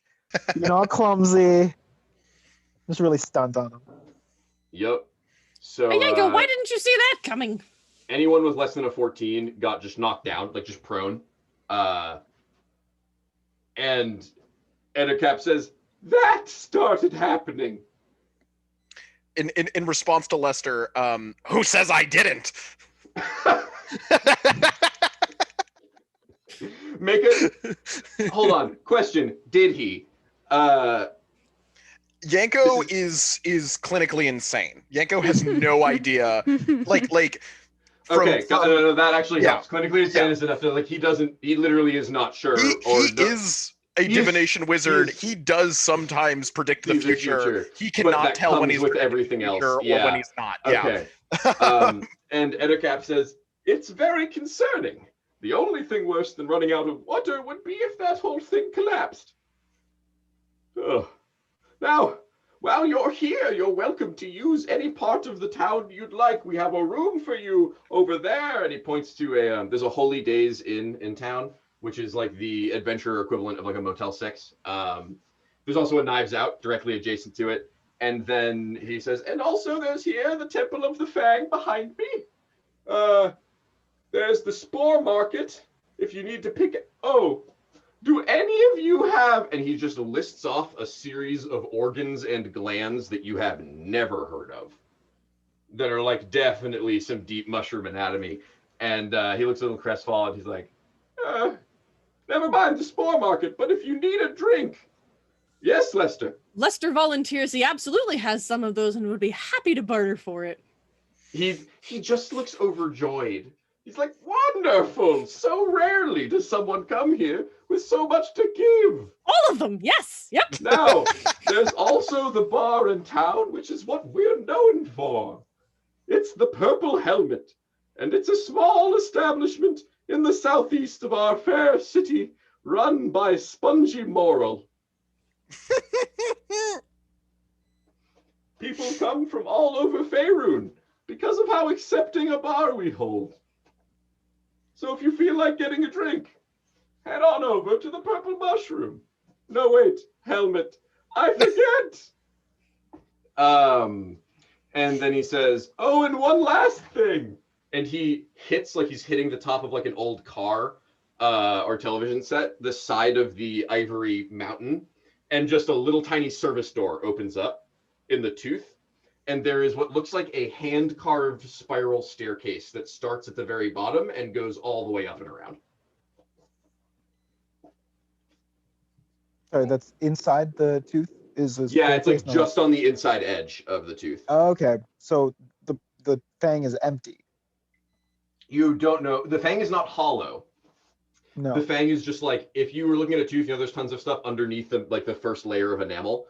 This stairwell circles like a switchback trail, the first layer of enamel. You don't know what's in the rest of the fang, though you can tell it's porous. But there's like not an empty gaping hole next to the staircase. It's like a hallway that goes up. Yeah, it's like yeah, exactly. Cool. Okay, you guys have the context for the town and where you can go next. What do you do? Yanko would like to consult his considerable knowledge of prophecy to see if anything, if there are any prophecies associated with like giant fangs or teeth or anything like that. Yeah, roll religion. Hell yeah. Oh, nat 20. Yeah, so you can think of like fangs, big fangs, lot of religions actually. A lot of religions have a big fang myth. But you do know that 3 myths or sort of myths that you can think of like might be concerned with this. Remember I mentioned the apiary cultists before? They're basically modern day Scientologists. They think that before everybody else lived here, the entire world was run by bees. Just like a fuckload of giant bees and some small bees and just bees. It's bees all the way down. There is no evidence to support that of any kind. But they talk about the Candlehusk Desert as being like, it could be filled with bees. But you should know this about the apiary cultists. They think everywhere is filled with bees. Also, there are the Wolf's Gang cultists who believe that wolf's teeth are a specifically powerful magical concentrator of musical energy. And they believe that one of the great fangs of the great wolf who sang the world into being is trapped forever in this place. So, could be bees, could be wolves, but there are just a bunch of other teeth-related things. Yanko mutters out loud to himself, yes, this fang is made of bees who lived in wolves. Bless. So you guys want to check out the town or head on up? Yeah. Oh. I was just I think Lester, overjoyed at the idea, screams commerce and goes dashing off like no holds barred towards the Spore Market to see if he can't con several mushrooms into believing his rope and rations and whatnot are in fact fungal parts. Yeah, it's extra funny because you can't speak to them. Make a persuasion check, and while you're doing that, anybody else want to weigh in on a thing you're doing? That's gonna take like 10 minutes. What are people doing at that time? I'm gonna real quick give Blocky the rundown of everything that's going on, because we got a lot of exposition that they were just kind of cracking their knuckles Out for it. Voted in the real MVP. I really, I appreciate that big time. I would like a drink because I actually, not many people know this. I am allergic to mold. No, that's gonna be unfortunate. Sucks So- because the only snack they have at the bar is blue cheese, and that's it. Are you fucking kidding me? I just want to go drink. Okay. So you guys head over. You head over to the Purple Helmet, I Mhm. assume. Blocky Blocky, goes to get uh, drunks so he doesn't think about his allergies. Lester, what did I go you with get? Blocky. Yeah. Lester, what did you get on your persuasion check? Lester got an 8. I think it's kind of hard to con people when in fact You you're don't mentally con them. Yeah. You don't con them. They're just willing to exchange things for your rope. They think you're kind of adorable. Like they're just like, look, it thinks commerce matters. Yes, you can have this food. We'll take your little rope. You can have this water. It keeps you alive. And you're like,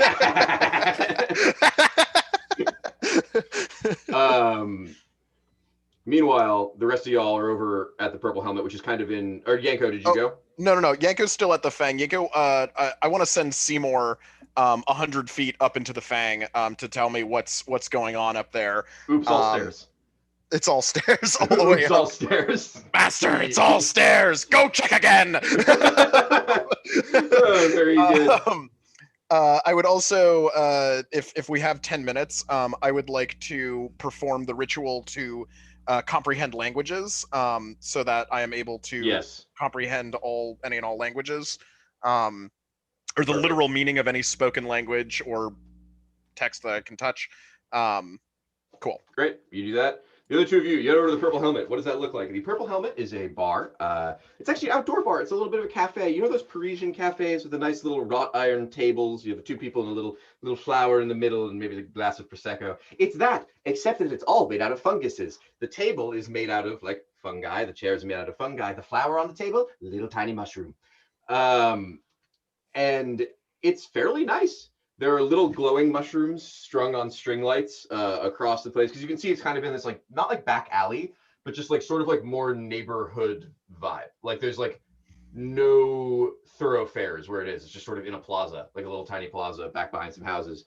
And the bar is open and just inexplicably tiki.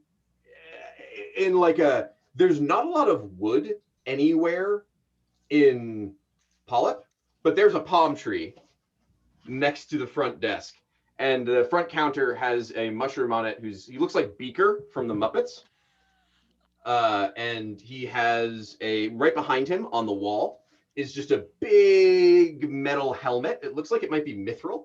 It's painted like eggplant purple, and there's an arrow that says the Purple Helmet.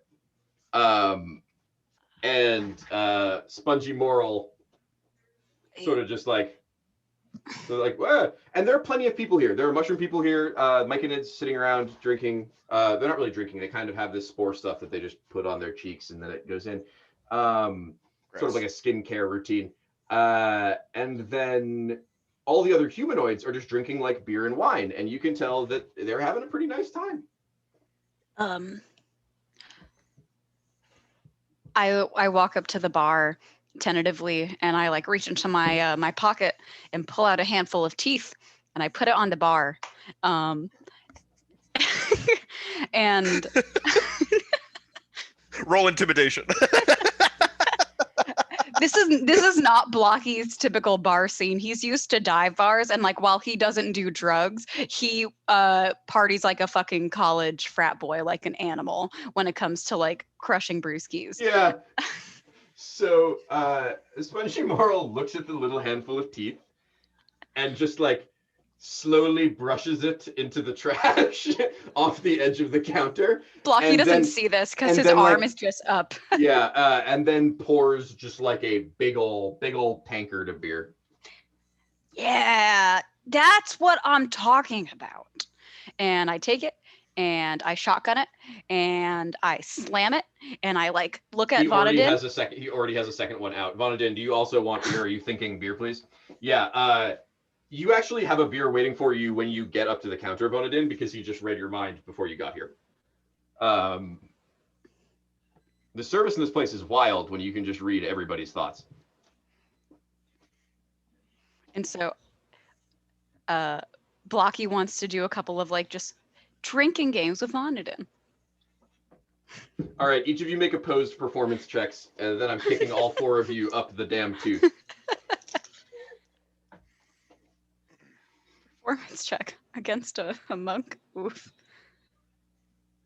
A bard, I thought. A bard. Wait, no, sorry, I'm a monk. Vonadin's a bard. Whoops. Yeah. I got a 13. Um, No, I got a 12. Whoops. No, 11. My bad. I have a -1, and I did math really wrong in my head. Vonadin? it's a skill check, right? Ah, dang it. Yeah, it's performance. Yeah. Okay. Well, I got a 7. Wait, inspiration lets me re-roll it, right? Oh yeah, you want to take your inspiration on this? 'Cause this Yeah, is- I'm gonna use my this is inspiration. bragging rights. Because like I can't fail a performance check. That's so embarrassing. Not against Blocky. Not against Blocky. I got a 13. What'd you get? An 11. An 11. So Blocky, you choose the game. Vonadin, you tell me how you won.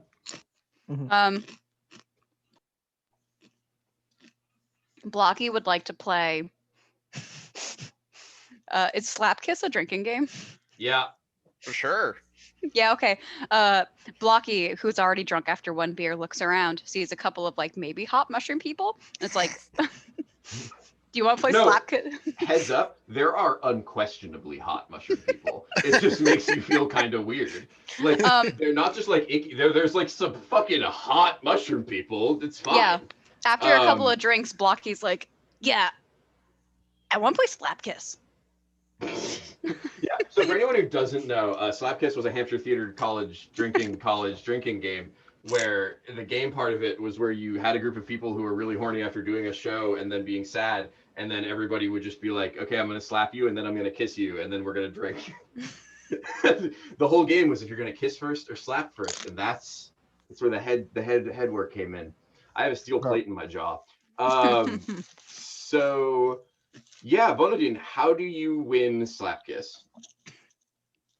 The only way to win Slap Kiss is to not play. Boom! But of Oh my course, God, he's right. but of course, that's not what I do because I'm a changeling. So I actually I shapeshift into Blocky. I'm like, Blocky, what are you gonna do? And Blocky has this moment. Blocky, I don't want to put too much action in your own mind, where you have to confront, like, do I slap myself or do I kiss myself? Really Yeah, touches it's- upon Blocky's like weird self-loathing he got from his high school wrestling coach. Mhm. And then his dad was never around. Yeah, I mean, you crushed Blocky by forcing him to have a minor existential crisis about his family, sick drinking games. Which is weird The because way that's how college- Slap Kiss always ends. It always ends in I mean, you're crying. not wrong. Okay, so yeah, you do that. Lester, you've had yourself a real time just getting a bunch of kind of free stuff from what would be condescending if they weren't really right and really well-meaning mushroom people. Oh, I come And- shrieking back over. Yeah, go look at these suckers! They mistook my rope for mycelia, and just like over the moon. Anyone with the spores can hear like 2 mushrooms being like, it's important to let other people have their illusions if it keeps them happy. Like, yeah. Can Yenko examine the stuff that Lester has brought back? Yeah, it's just like a bunch of like reasonable food and water and Yeah. like minor supplies. Yes, good. You've done well, my subject. This will aid us much in our journey. You guys link all back up together. You are still long rested. I don't think anyone's actually like burned anything non-ritual. So you want to go up that Fang? Heck yeah. Does anyone need to do like a quick bio break? We probably have, if people are up for it, I probably have like another hour or so. and then we can stop. I'd love for you guys to get through to the end of it, but if we can't, that's also fine. We could do another one. But I like this stupid dungeon. So yeah. I would like to request maybe like a soft end around 6:30. Yeah, I can do that. I have a very good way of streamlining a little bit of it so that we're more likely to be able to get there. First things first, though, there's a bunch of stairs. So does anybody have a way of making this climbing up a mountain of stairs suck less? Or are you... Oh, every morning I wake up, I run 5 miles. I run up those stairs, up and down and up and down and up and down, and I'm a fucking pro at it. You're gonna have advantage on your athletics check, but that does not but make it better for other people. Blocky has been training with weighted training clothing. So you do the fucking Dragon Ball Z Piccolo thing, Yes, where yes, you yes. unzip and it like into the ground. His power level's over 9,000. Also, I think Rock Lee does that. Not important. What is important is, yeah, you definitely have advantage on your athletics check to just climb this thing. Vonadin, what you got? Can I Hold on 1 second. Oh, yep. Yep. Vonadin? No, what, Blocky, were you saying something? You go first. Well, seeing that there's all these stairs and seeing how excited Blocky is, there's nothing I could do except take out my horn and start playing a song to get us excited. Boop, boop, boo-doo-doo, doo-doo-doo, doo-doo-doo, doo-doo-doo. Blocky can comfortably carry, with that song being played, if they succeed on their advantage, they can comfortably carry one other member of the party on their shoulders, which will avoid that person having to make the athletics check at all. Before Vonadin even started playing the song, Yanko was trying to climb on Blocky's back. That's very good. Blocky, roll athletics with advantage. Yeah.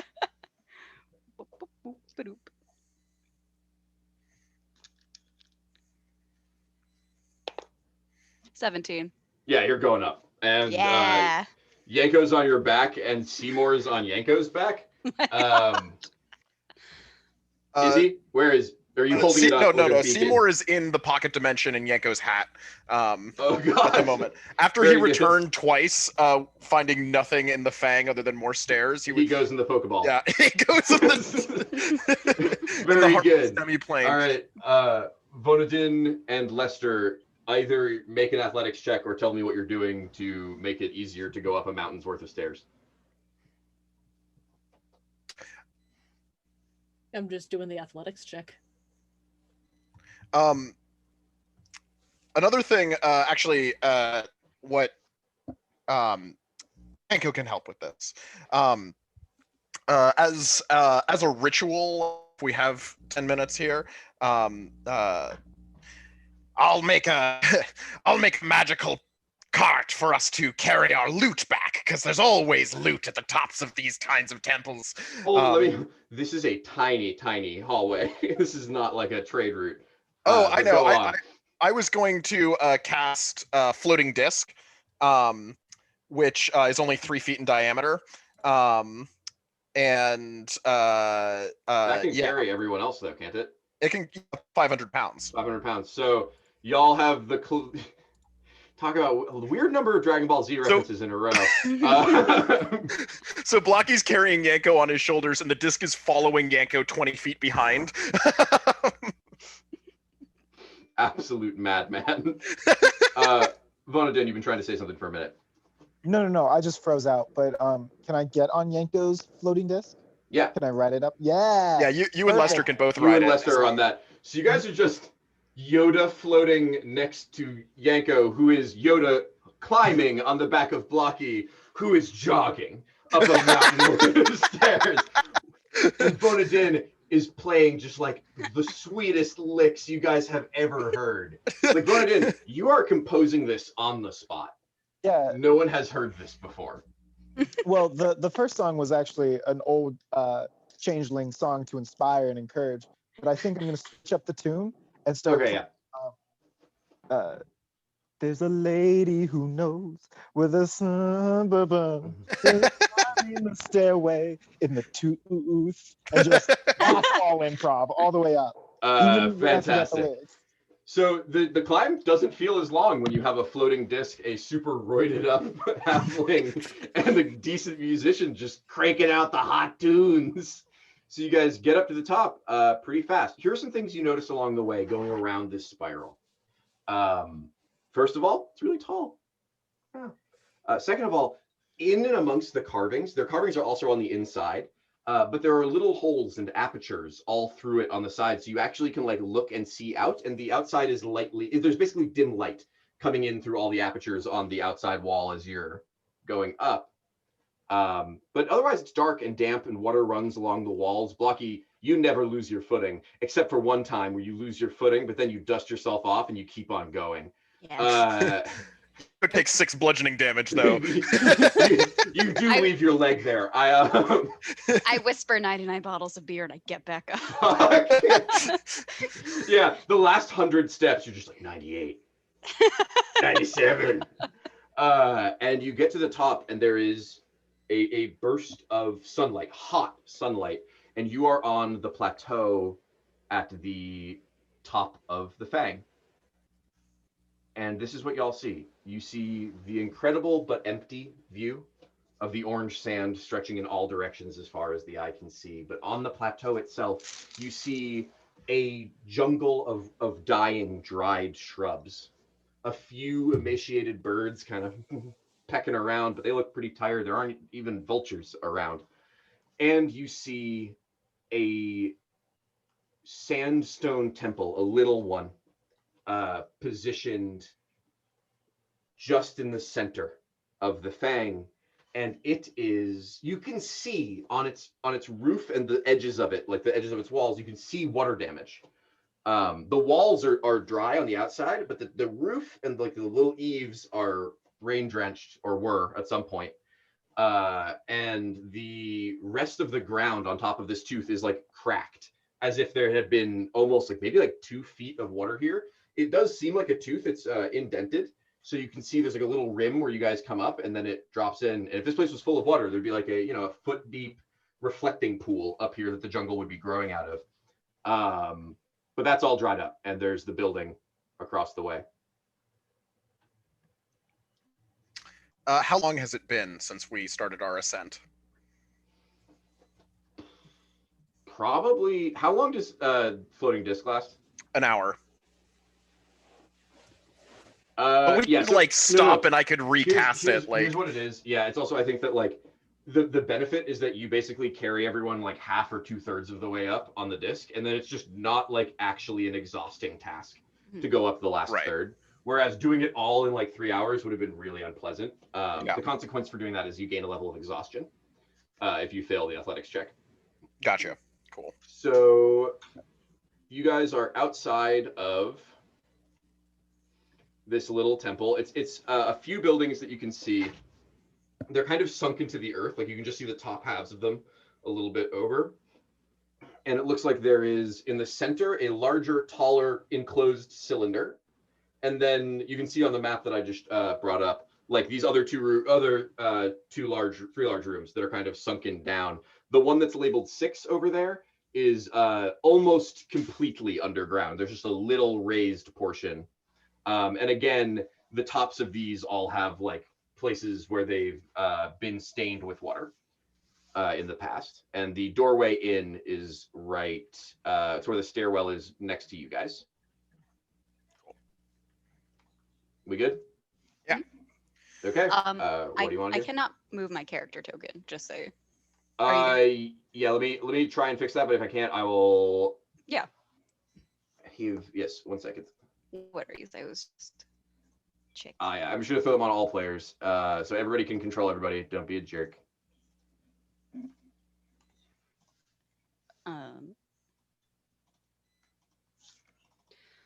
Before we go in, Blocky would like to roll a perception check just to like get a lay of the land. And everybody else test to see if you can move your guys. Yes. Oh. No? Nope. That is a 13 for perception. With Oh wait, I'm a- not selecting the fucking select tool. This fucking Okay, yeah. With a 13, what do you notice? There's nothing moving around. This place looks really old. The doors are not like rotted exactly. There's just not much left of them. They haven't rotted. They've just like, I guess, turned to dust, sort of. Wooden doors this old would be gone pretty quick. If you look down into that first room, you can see the staircase goes down like 10 feet, and then there's maybe a foot of water, like kind of fetid looking water, on the floor of this place. All right, Seymour, test it out. Whoop! Tosses him in. Yeah, Seymour falls into the water and is like, appears to be fine. Just kind of swims and paddles around towards the half broken door on the other side of that room. There are carvings along the sides of these walls. They're mostly geometric patterns, largely like tessellating six-sided shapes, and a few like abstract humanoid figures holding up hands. Standard temple shit. Standard temple shit. Wait, Cool. voted in? Sorry. Yeah. Yanko, you good? Yeah, I was just gonna say, I'm telepathically commanding Seymour to go explore the temple, try to find any like hostile things or traps or anything. Yanko's gonna wait outside during that time and recast comprehend languages. Okay.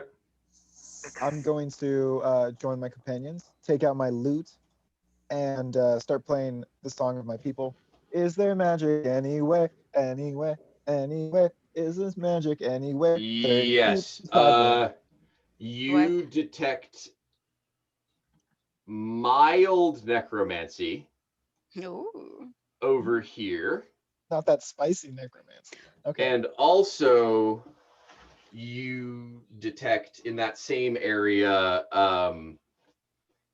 you don't know what kind of magic it is. Like, you really don't. It does not seem to have a school, but there is something magical in there. It doesn't seem harmful. It just is like an aura of strange power. Blocky, were you going to say something? Blocky was just gonna say that like he remembers Vonadin singing this during the sandstorm, and is quietly humming along with him. That's incredibly endearing. What a character arc we've had, Blocky. Yeah, I know. I knew the four of you guys were going to be good for this. You fucking delivered. Yeah. So Seymour can paddle through the door at the bottom there, and get over to here, and can return and tell you that there are two stone doors that meet, blocking that big circular room, and that the room labeled 2 just has some like old wood in it, and a little bit more water, like a foot and a half of water. And the carvings continue. That little thing on the map is a like small area that is still dry there. That's just like a little bit of uneven ground, that has another decayed pile of boxes. There are decayed piles of boxes around the room. And there's one up there as well. It's less waterlogged, but it's still broken.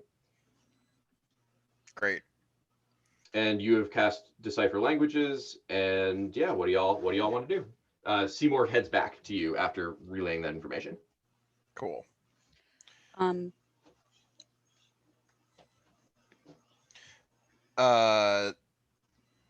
Yanko is gonna head in and try to decipher the like glyphs on the side of the wall by like touching them and seeing if Yeah.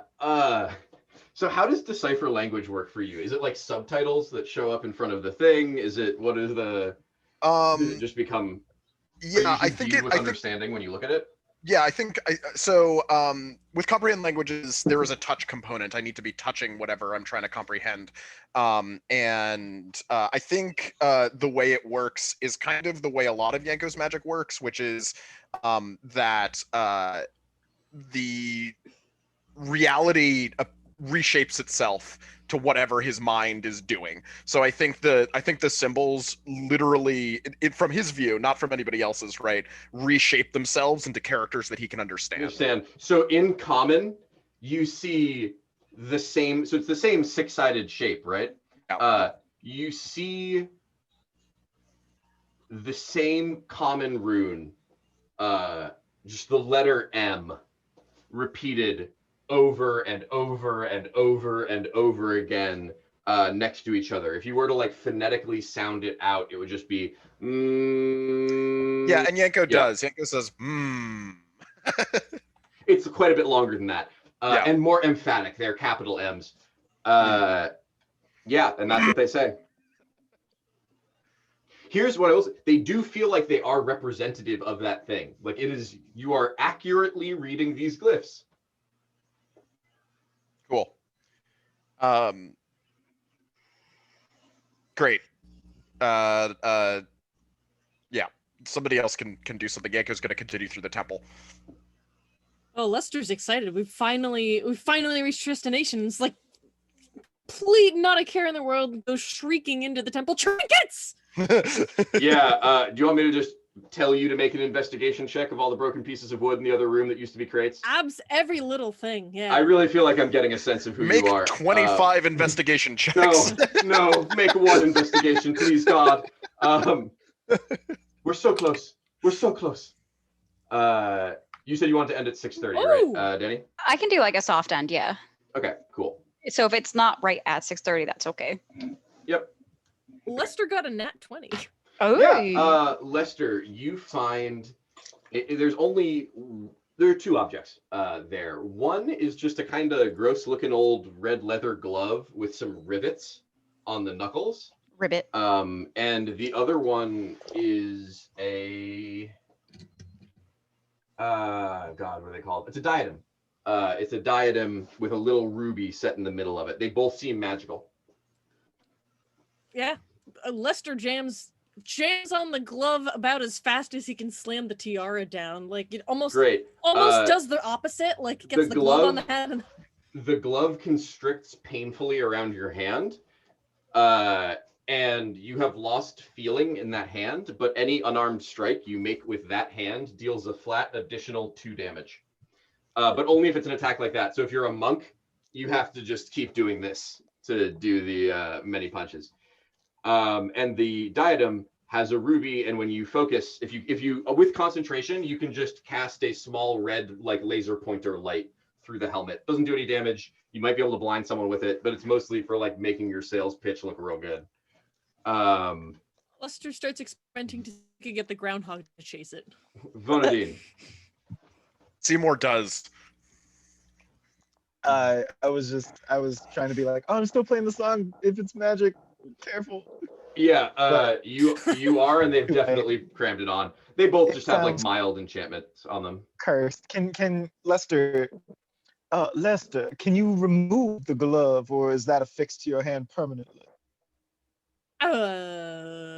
Lester tries to remove the glove. Blocky tries to help Lester. It comes remove off. the It comes glove. clean off. It comes clean off. So you like With kind of your yank it hand. with it. Ah! No, it comes clean off. It just gets rid of the feeling in your hands, so you don't have to feel things when you punch people a bunch of times. It still breaks your bones though if you fuck up with the punch. That's a characteristic of punches, not a characteristic of the gloves. To be clear, there is a big stone door, 2 big stone doors next to each other in this room. What do you do? Blocky touches it. Is it safe to assume that the other 3 of you have come into the temple? Yes. The door slams behind you. You're all super dead. Ha ha ha ha ha. Ha ha ha ha ha ha. There's that hard stop time. So yeah. You said what did you say you do? Blocky? Blocky touches the door, and it like tries to like, touch the door. Just touch it? Are you trying to like push it, or are you just trying to touch it? Push it. Sorry. It's a nice door, everybody. That's a nice boulder. Yeah, you push it, and when you put forward pressure on it, it sort of clicks back like one of those detaching locks. They always put on like microwaves and shit, where you press it in, it's like dung, and it releases out. So the door kind of clicks back and then releases open, and you can see behind it the inside of that cylindrical room, which has no ceiling. There's just light coming in here. The whole place looks like it's been stained by water. And that loop of columns in the middle is actually about a 2-foot high well wall. And then that whole inner ring, just a pitch black hole that goes like way deep. Into the tooth. Yes. The other things that are in here is you can see some rubble right here, and there's another little door around the side.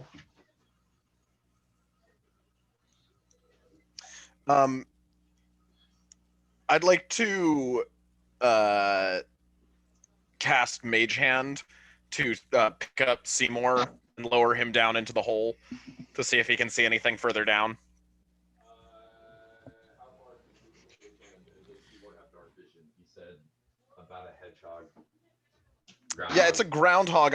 I think. I mean, I don't You know know what what? the ruling. Let me just share the range on Mage Hand, and I will make an executive decision about groundhogs if we're under time pressure. Gotcha. 30 feet. To can it?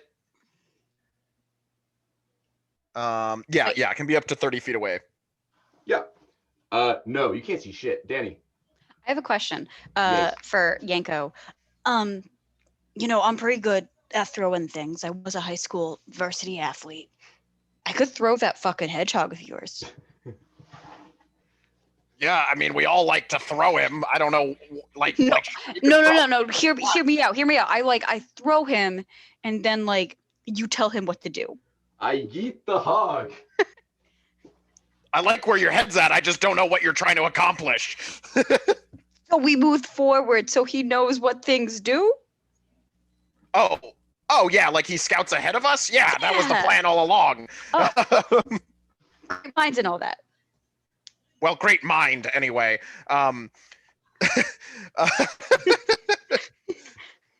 The dueling brain damages is really interesting to watch. You should see the two of them in real life.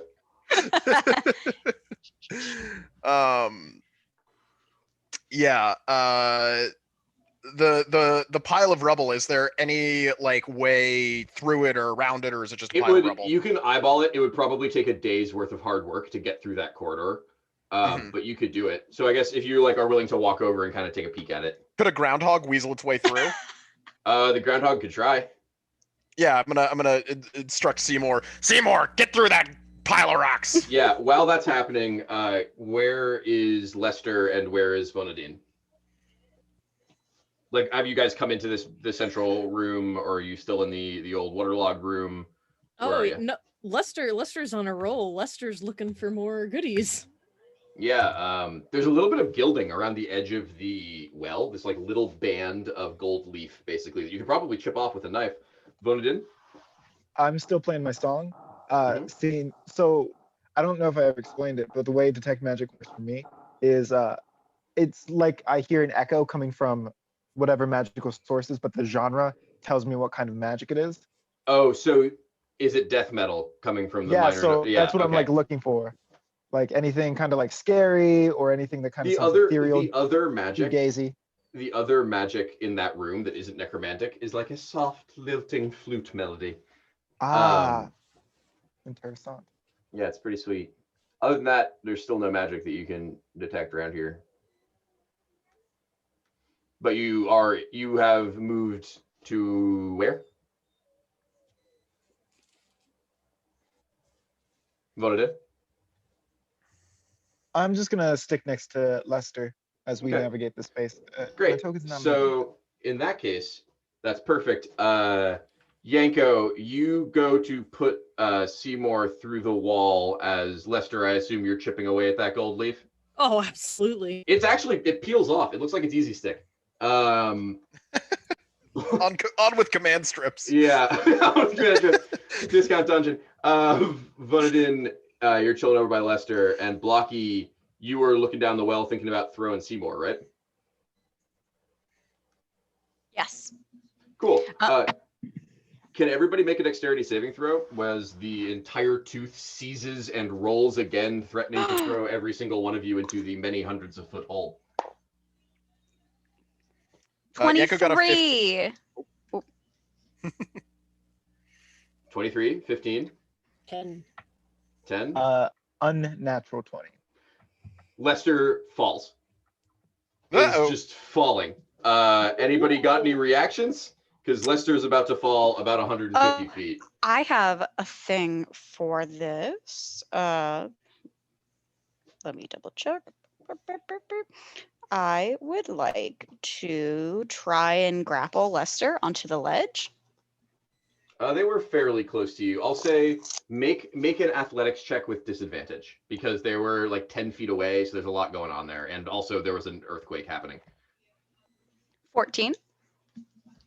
No, Lester's going over the hole. Oh, Wait, can I use the song that I'm playing already and just like quick switch, maybe go up, like switch my capo, and Yeah. then just use it as bardic inspiration for either Blocky or Yanko. Yeah, Blocky would be the better call. Okay. Yanko's probably going down. Yanko probably won't even help if he could. quick key change. It's like, oh my god, catch him. Oh my god, catch him. He's gonna Bonadin also gets inspiration. Blocky, what's your D6 added? my D6 added would be, let me roll it properly. Well, that's a 15. Wait, I have a question. No. You rolled a 1 on the 6. I did roll a 1, but I can re-roll a natural one. Is that for any die roll? As What a is that halfling, trait? it's a halfling feature. The halfling. Yeah, Does it have to be a D20 or can it be any die? That's what I'm asking. I'll house rule it. Throw Okay. that beautiful die again. But if it gets a 1 again, you. Ooh, that's a 4. Okay, so that that's brings you up to 14. an 18. Yeah, you just swipe Lester up. You guys all get the like biggest waft of hot, sweet smelling air when you do that. When like the thing sort of The mold rumbles. from control. And it knocks the door actually down on the left side, just like clean off its hinges. It just falls in forward, revealing just like a staircase, a switchback staircase that goes deeper into the tooth. Seymour made any headway into the rock pile? Not really. Well, Yanko grabs him by the scruff of his neck and says, "No, Seymour, the other door," and throws him at the other door.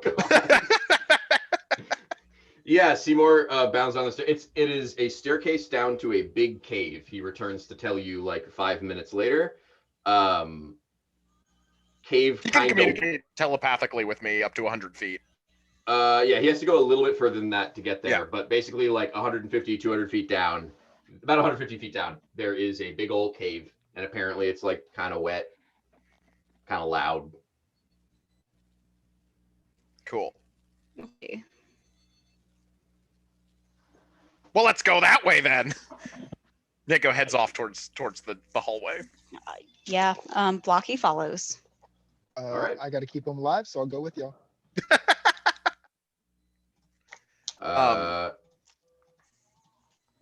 Copy? Yeah, you guys, yes? For the I just want to keep Seymour out front so that he's like the first one into any chamber or anything.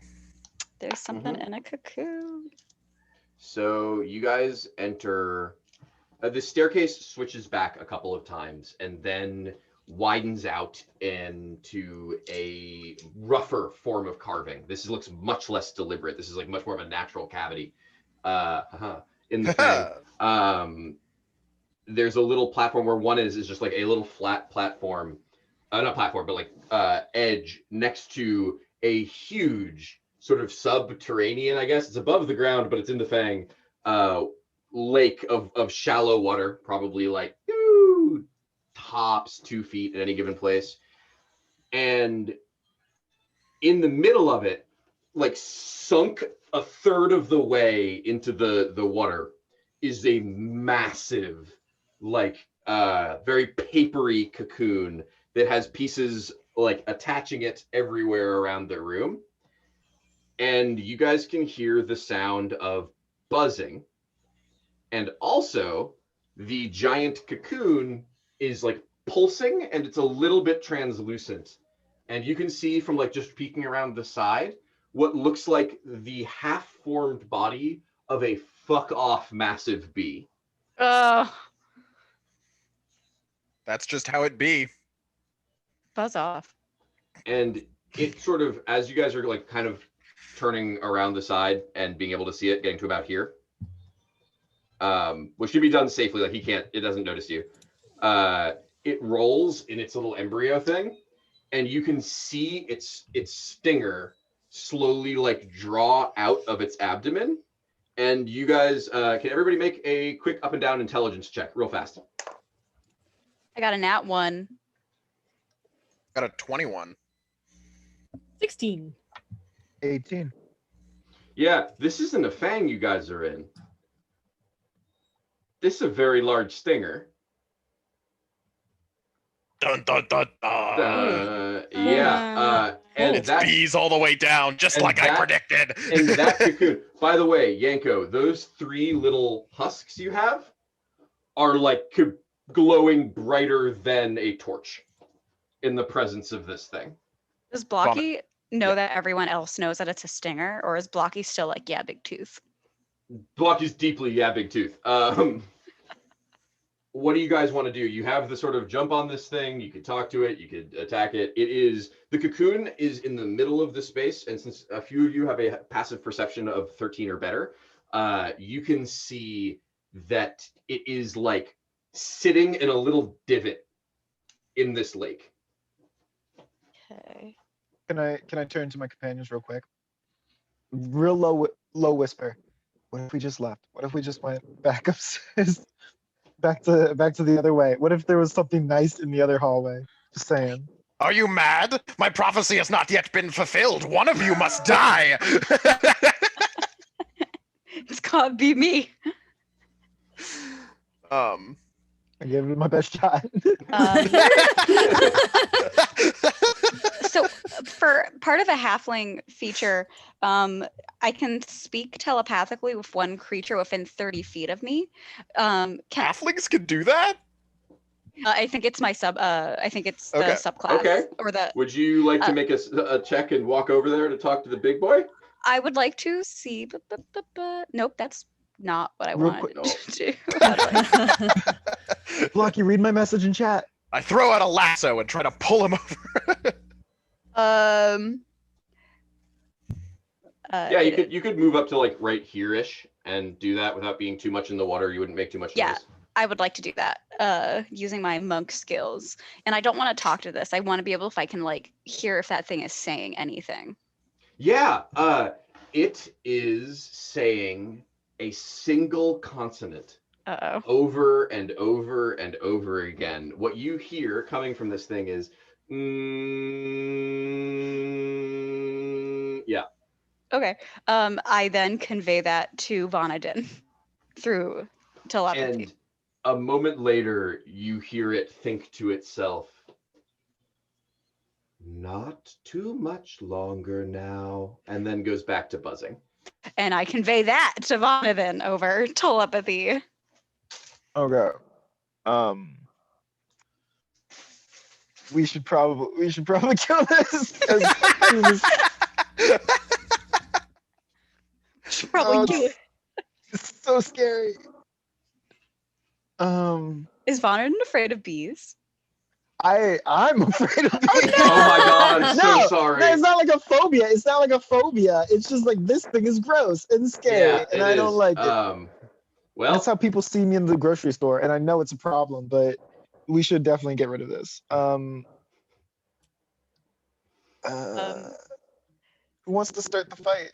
Don't make the bard do it. I think while contemplating how he could monetize something quite of that magnitude, how he's going to get it down intact, Lester accidentally activates the laser function on the tiara, which is like slowly boring into the cocoon. I don't even know if it's doing It's any not- damage. so but it doesn't cut, it puts a red light on it. And when you do that, you guys hear a bit more buzzing. And those little pillars out in the water, they look like little like warrens, sort of. And this golden honey starts floating up out of it like a liquid in space, and then forms together into a giant bee made out of honey. And the bee just buzzes over to the spot where the red is, and you see it start to take apart its body and swipe the honey over the red mark. And then when that doesn't work, it takes like another arm and keeps trying to smear out the red mark with its own body. Interesting. Table talk moment. How do we get around, or no? Never mind. Do we do half and half people attack the cocoon and half people attack the reinforcements to try and keep the cocoon from getting destroyed? Um, I'm trying to figure out if it's trying to destroy it or protect it. Like, No, could we? No, that's what I'm saying. Like, because those golden things will, like, every time we take a whack at it, it's gonna try and rebuild what we have like whacked out of it. wax on, wax off. Also, as you are watching this happen for a little while, as it's trying to deal with the red light, it is like fully taking itself apart. There's like 2/3 of a bee left, and So it's not stopping. It So it just will keeps destroy on itself. trying to paper itself over the laser. I What mean, it? I'm sorry. wondering / thinking like, can you drown a cocoon? Like, if you seal it off from air, do you kill what's inside it? You, intuitively, probably not. I Or at least not this thing. Sure. think like I know, like I see where you're going, and like if we keep that red laser on it, we can see if like another one will come after that honeybee has like completely like sacrificed itself for the cocoon, and if Sure. it comes from the same location or a different location. Yeah, Vonadin, do you have anything you want to add in there before? Before shit starts really popping off, I do kind of want to throw one of the little eggs at it and just see what happens, because it's glowing real bright. Maybe it bursts on fire. Who knows? Maybe it's an egg and another thing spawns. Who knows? Maybe this one's friendly. Maybe So they're you're gonna ancient throw enemies. that. So here's what happens. I'll give you like before you do that, the first bee fully disassembles itself and dies or ceases to exist, and then from a different pillar, a second bee goes out, like forms up and buzzes over to the same red dot and just keeps trying to apply its body to the thing until it will keep doing this, and it's just building like a big old horn of this like honey amber material. It sort of looks like the same stuff that the husks are made out of, but then you throw the little husk at it. It stops in midair, like probably 10 feet from the front of the cocoon, and the creature in there glows this bright like apricot orange and rolls in the fluid inside of it to be like face to face with this thing. And then Blocky, no wait, which one of you can talk to creatures telepathically? Remind me. Blocky. You hear in your mind this like very powerful psychic voice. It's not specifically addressing you, but it is just addressing, and it says, "You have brought to me my brood. Thank you. In time, this will serve me well. Soon I will be again." B. We all about it. Yeah. What else do you guys do? That the thing is just floating there now, like kind of orbiting it. Blocky's like telepathically yelling at Vonadin, "What the fuck? What the fuck? What the fuck?" The second bee has destroyed itself. Blocky, ask it if it wants to like kill people or something. I'm not gonna fucking talk to it. I just need to confirm it's bad. What if it's actually like saving the desert? Okay, Blocky would like to Oh try. yeah, the old Nausicaa of the Valley of the Winds. That's how they get you every time. Blocky is gonna try and like, how people can throw their voice. He's gonna see if he can like throw his mental telepathy voice. Make a performance check. Yeah, with disadvantage, totally. Because what in the fuck?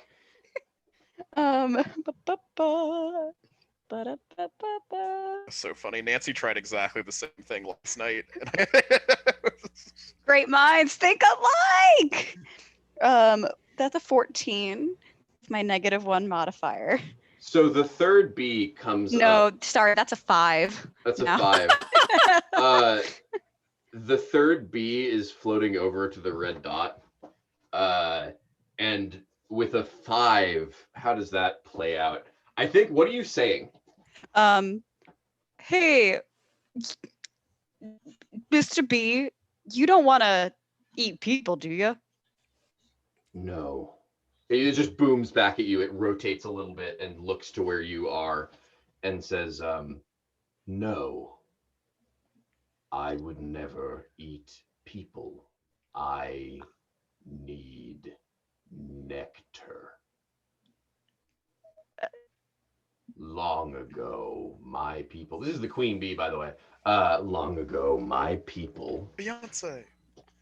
held sway over this land and all of the others, and now you tromp through our corpses while I wait here to be again. We floated. Did you walk over the sand? No, No. no. Yanko steps into sight and says, how can it be possible that you were destined to return if I have Oh not my- foretold it? Oh my God, Yeah, someone that'll shut do him it. up. Everybody roll initiative. No! Too late. Damn you, Yanko. Wait, I'm going to take a 30-second Mhm. bio break. 18. I got a wash your hands. 15 on initiative. All right, let me get everybody up in the mix. Who got a 13? I got a 15. 15 from Yanko. What do we Asking got? for a friend. Yep. No, Voted. no. I got an 18. Lester? Anybody have anything? 14.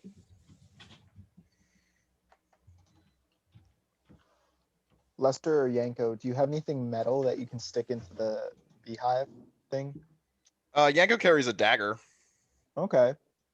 It's off to a good start. Lester, do you have like crossbow bolts or anything? Yes, but if I'm being honest and you asked Lester that, he would probably offer up the 1,000 ball bearings first. Ooh. I took heat metal and I just don't want it to be useless. Heat metal's a great spell. It's a great spell, but it's not wearing armor, Yeah, unfortunately. So Or can't just cook it. the other possibility being I have crowbars.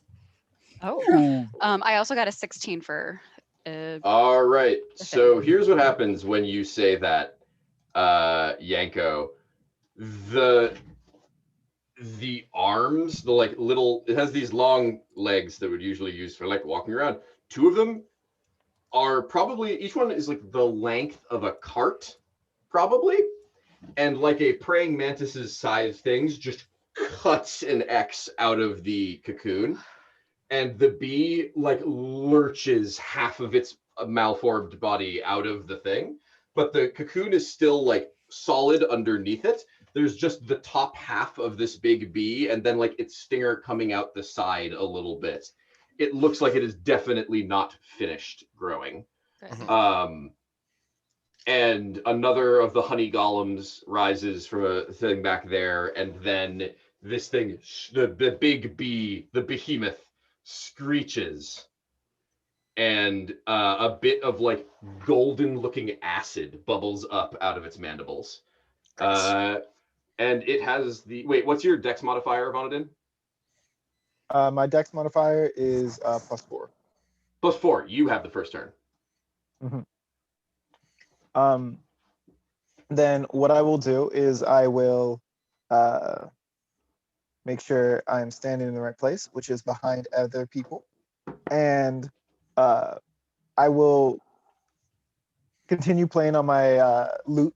I'll take the capo off, put on the like neck of the guitar, or not the neck, the head, and I will play a song of my people that goes, "You are a shady monster, and I hate you." Thus casting vicious mockery. Go At the bee. on. Yeah, At the big bee. that's my at the big B. Okay, how does vicious mockery work? So essentially, I just say mean things to the bee. Things like your yellow jacket is tacky, and You get, yeah, very well. and it has to hear me, and then it has to succeed a wisdom saving throw. Wisdom, you say? You know, for a Wisdom, I talking say. bee, It did get a 3. Then it takes 1d4 damage. So let me roll that real quick. See? Mhm. Oop, that's the wrong button. That's the wrong button too. Jesus Christ, I suck at this. Okay. It takes 2 points of psychic damage, but then it has disadvantage on any attack roll. Got the it. It next takes turn. 2 points of psychic damage and kind of riles, and then its limbs are just all like sort of chittering and running. Mhm. Like imagine the inner legs running like a centipede without touching anything. Yeah. Anything else? That's all I can do. Okay, the Good luck. big bee Good luck, goes, people. and it is going to, it like rears back its head and spews out a massive cone of this golden honey acid. And but because the way I'm going to represent disadvantage here is that it is going to go in one of 2 directions, and one of them will miss you and the other one will not. Mhm. And I'm going to determine odd or even. Odd, you get hit. Nope, it goes wide. So it like rears back its head and just shoots like this big thing of honey disgustingness in a cone here. Splatters the wall. It sits on the top of the water. It's clearly very heavy, and it looks like it's quite viscous. And then it turns back towards all of you and does a second attack. And one of its mandibles, not one of its mandibles, one of its little legs detaches and shoots out, attached to itself with like this weird gooey honey sinew. And Lester, what's your AC? 13. How close am I to Lester? You're gonna take that. It's an 18. Yeah. You, Blocky, you are like 2 feet away from Lester. Could I roll a dexterity check to see if I'd be able to like grab it with my monk like reflexes? It is not a projectile. It's gonna ring it. Actually, is it throwing off its leg? Bees don't have internal organs, or don't have like Sounds like the internal rocket skeletons. punch. Yeah. Yeah, it's throwing the leg. Sure. Mhm. How does that work?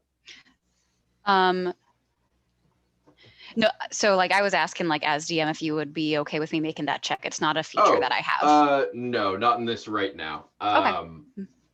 Lester, you take 2d4 plus 3, which is gonna come out to 10 points of damage as this thing just like chunk into you and knocks you back a couple of feet. But that is the bee's turn, and you get the sense that it can't move out of the little circle it's on. Also, when it sort of throws its weight around, you see it shake, and the whole Fang shakes. Mm-hmm. The whole shack shimmies, and now it is Shack shimmies. now it's Blocky's turn. I would like to go up. I'm gonna run up and I'm going to hit this thing and I am going to attack it. Yeah, this is not quite to scale. You could probably, what's your speed? It is 45. Yeah, you could get to within range. This is not like perfectly Mhm. done out. The grid is inaccurate on it. So that is, let's see if I hit. You're going for the big B, right? I'm going for big B. 18 hit. 18 hits. All right, excellent. That is, that's not a D4. All right, first 6, and then I'm going to spend a key point for a flurry of blows. 18 again. Yep. Which is Its AC is 13. lit. So that is a 7, and one more time with fever, 15, and that is 4 hit points. And I'm going to do a thing with the monk subclass that I chose. I would like the bee to make a strength saving throw. It needs to beat a. Why does this have such low strength? Sorry, what does it need to beat? It needs to beat a 12. It didn't. Embryo B got a 9. So if it never mind. MBO, if it fails, I am going to push this bee up to 15 feet out of its nest. Oh. Huh. Does the size category of the animal matter? It doesn't say so. I have the way of the open hand thing open for the D20 compendium. I kind of like that, so I'm gonna give it to you. How much total damage did you deal? It was 6, 7, 4, 6 plus 7 plus 4. Cool. Make a dexterity saving throw. Oop. That's an 8. Okay. And now I need to do a thing for the bee, because it needs to do a thing to make sure that, nope. Okay, well, this has never been how this fight goes before. You push the bee. When you do that, it's attached to the bottom of the cocoon. You force it with its weight. Just one really good blocky punch.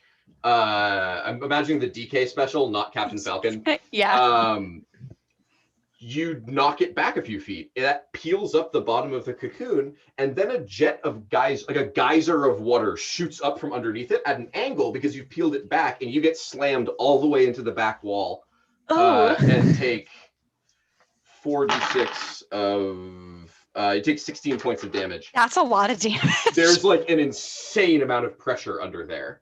And the bee is not quick enough to get out of the way, so it gets knocked over to about here, and that 2 on the map is now just a column of water shooting up from inside of the Fang and shooting all the way up right where that bee was, where the cocoon was, is underneath the bottom of the well, which is underneath the bottom of the cylinder, and the geyser is just shooting up and out through that. Do we just want to run and let the bees drown? Table talk says, or table talking, absolutely yes. Cool. Nice job, Blocky. I mean, the bees are still alive at the moment. And next up is Yanko, and nobody's dead yet. Cool. Yeah, Yanko stabs one of you. No, Blocky's about to be dead. Conflict, intrigue. Yanko says, "I saw this in a vision. I know exactly what must be done." And runs. Can you still like enter the area, or is like the column just like pushing everything to the sides? The column. So it was pushing to the side only while the bee was half on, half off. Okay. Right, because you know if you like put your thumb over a hose, it angles the blast. Yeah. This is where the actual column of water is. Once it like lets up a little bit, but it is like a good solid. You imagine if you could see outside the Fang right now, you would see like a whale blowhole of water shooting up and then falling down all over the Fang. Okay. Cool. How close can I get? Again, we said that this was about like 40 feet ish. Yeah. Yeah, I just want to see if I can get like within. Not really. Nuts. I want to be within 30 feet of it, but that seems not really possible. That is, you could dash and you'd be within 30 feet of it, but you would have. Yeah. But I don't want to do that. You'd have a bonus action, and that's it. Yeah. Cool. Yeah, Yanko's just gonna run a bit of the way into the room, using my move tool. So I know you said kind of like, how do we want to handle like move distance if like it's not to scale? You can get to the edge of the blue with a single move. Cool. The edge of the blue like column. Cool. Not the edge of that. So you can get all the way to about here. Great. Yanko will just cast, a good old fashioned magic missile straight at this this little amber bee golem right over there. And it automatically hits because it's magic missile. And How many it darts? does. Oh, it's 3 darts. 3 damage. 4, 7, 10, and 12. 12 damage on Das B Golem. It's gone. You blow it up. I blow it up. They have very little health, but I was really hoping that the 4 of them would get into melee range. because then you hit them and your weapons get stuck. Sticky. Yeah. Yes, they crumble before my divine might. Or some such thing. Yeah, I don't really have any bonus actions I'm trying to throw out right now. Cool. Yeah. Lester, what are you doing? Yeah, I think Lester, after taking over half his hit points, pops back to his feet, kind of surveys the situation. I'm looking to see if there are any other ways in or out besides the one we took. There might be like a little bit of light coming in that way. Is it a big enough hole for the giant bee to make it out? Nope. Excellent. Well, good job, Yanko. There you go. That's the one that died. You predicted a death and you killed it. Excellent job. And I think Yanko gains inspiration. Nobody's ever believed in him before. And it turns out the real friends were the real treasure. This so. Yanko we made along the way. That I sounds think- dirty, and I don't know why. I hate that. You know, all that Yanko we made along the way. It's just like, ooh, don't love that. Lester, what do you got? Gross. I agree. I'm gonna take a shot 80 feet. Sorry, juggling tabs and such here. I suspect within 80 feet I can probably aim for this guy. Yeah, you could. Yeah, easily. Yes. Sweet. I'm gonna take a Wait, shot they are made of at- honey. with my short bow at that. When I find my die. Oh, that's a nat 1. Yeah, that goes into the geyser and just goes all the way up out of the dungeon entirely and lands on one of the birds outside. All right, job's done. Good job, crew. Let's book it. And just straight like guns it for the stairs, the exit. All right. Next up is our good friend, this honeybee, Whatever the direction honey that is. golem, and it is going to try and what is it? Oh God, I guess I've established this as fiction. It's not going to chase you. It runs over to the bee and starts like the big queen bee, the behemoth, and just starts ripping itself apart and trying to like heal the bee, but it can't. It just uses its action to remove like a third of itself and rub it into a wound that will not close. Yeah. Vonadin, it's your turn. So I'm still playing my song, and it's like, this beat is crap. This beat is crap. This beat is crap. This beat is crap. In order to, of course, continue to cast Vicious Mockery. So does it succeed against a 13 saving throw? It got a nat 20. It has the self-esteem, I guess. After being Yeah. destroyed. Oh, I should have unsettled it first. Well, seeing that I can't do anything against it, I'm going to use my bonus action to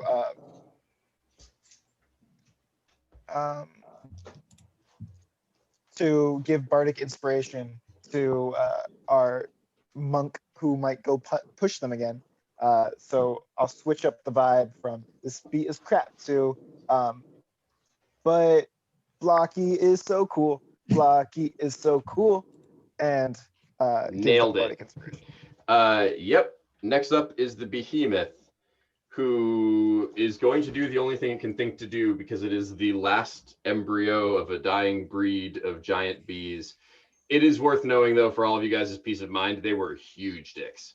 Like, huge dicks. So more of a yellow jacket than a honeybee. More of a yellow jacket than a honeybee, yeah. Although, is that, I feel like that's, you know what, never mind. That makes me feel those- better. Wasps are bad. So, I Murder grew up in hornet? New England, I know. The tail of the bee, what's left of the abdomen, sort of tilts up, and you hear the sound of the chitin all down its body cracking as it like contorts itself to do that. Ew. And the stinger is like out and aimed at all of you, and you can see little drops of honey on the end of the stinger, but they are like white hot and burning, and when they fall into the water, they sizzle. And then Is it readying a ranged attack? it is. I'd like to make it roll a 4. Yeah. So it is going to shoot its stinger at all of you across the room. The stinger is big enough to hit all of you, or at least the 4 of you in a line there. Blocky would actually be fine. But this thing is a spike that is like the size of a telephone pole, and a little wider, except it's a bee. When it shoots the tail out, it rips the body with it. Yep. But it also rolled a 4. So what happens is the stinger does not have enough kinetic energy to get through the column of water.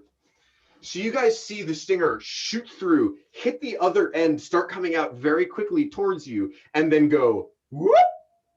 And you hear the sound of the body sliding through the water, skimming, and you watch the body of the bee get pushed up through the geyser. The problem is the body of the bee is still wider than the aperture of the geyser above it. So there are a few very loud crunching sounds. And then the biggest squished bug in human history rockets out to the top of the stinger. And for the next 100 years, the water that came through that aquifer, through the Fang, or through the stinger and up, was said to taste substantially sweeter. Gross. We solved your bee puzzle. Yeah, you did. Sorry that ran a little over and that I chopped some stuff off, but guys, yeah, you killed the bee. Fun fact, you also get to like excavate that little room on the way out where you find 3 firkins of honey that are each worth about 3,000 gold apiece. Oh my god. Because you know that honey can be used to embalm bodies? This honey essentially casts an unending, unless dispelled, gentle repose spell if a thin layer of it is like applied to an entire body.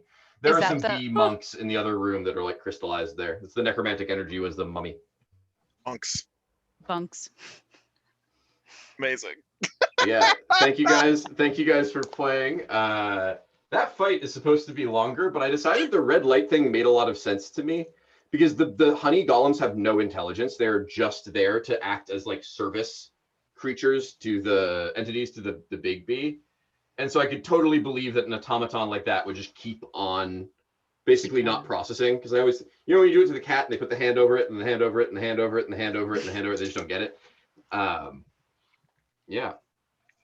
Hilarious. I had a blast. I hope you guys also had fun. I had a great time. Absolutely. I'm sorry I railroaded you guys a little bit because we're not starting a campaign. Though, hear me out. I hate myself. We could do a campaign. We want to do Strahd again? Strahd? We all play Strahd. Strahd, great. I love it. Strahd. What if we did Strahd, but only the parts where like Strahd was creepy towards young women? How about Or- that, Nathan? or Oh, hear me so you out. mean we just play Strahd again? Best of highlight reel. No, What if we do- all play Irina and all try to fuck with Strahd? Wait, everybody comes to Strahd as clones of Irina. Hi, yeah, I'm like an auburn-haired, kind of Eastern European-looking woman. I'm like a little innocent, Yeah. but like, yeah. Here's my- Curse of my Strahd, Tinder but it's a bio. harem anime. Yeah. I Taking didn't know that. glasses, That's bad. Irina, I hate that. I'm just so nervous around Strahd senpai. I know, he's just like, Oh, God. There's the one tsundere Irina. It's Esmeralda. oh my god. Anyways, good fun. Spoilers for Curse of Strahd, I guess. I'm gonna stop the recording in a second, but if we want to chill for a second and chat, Cool. that'd be lovely. All right.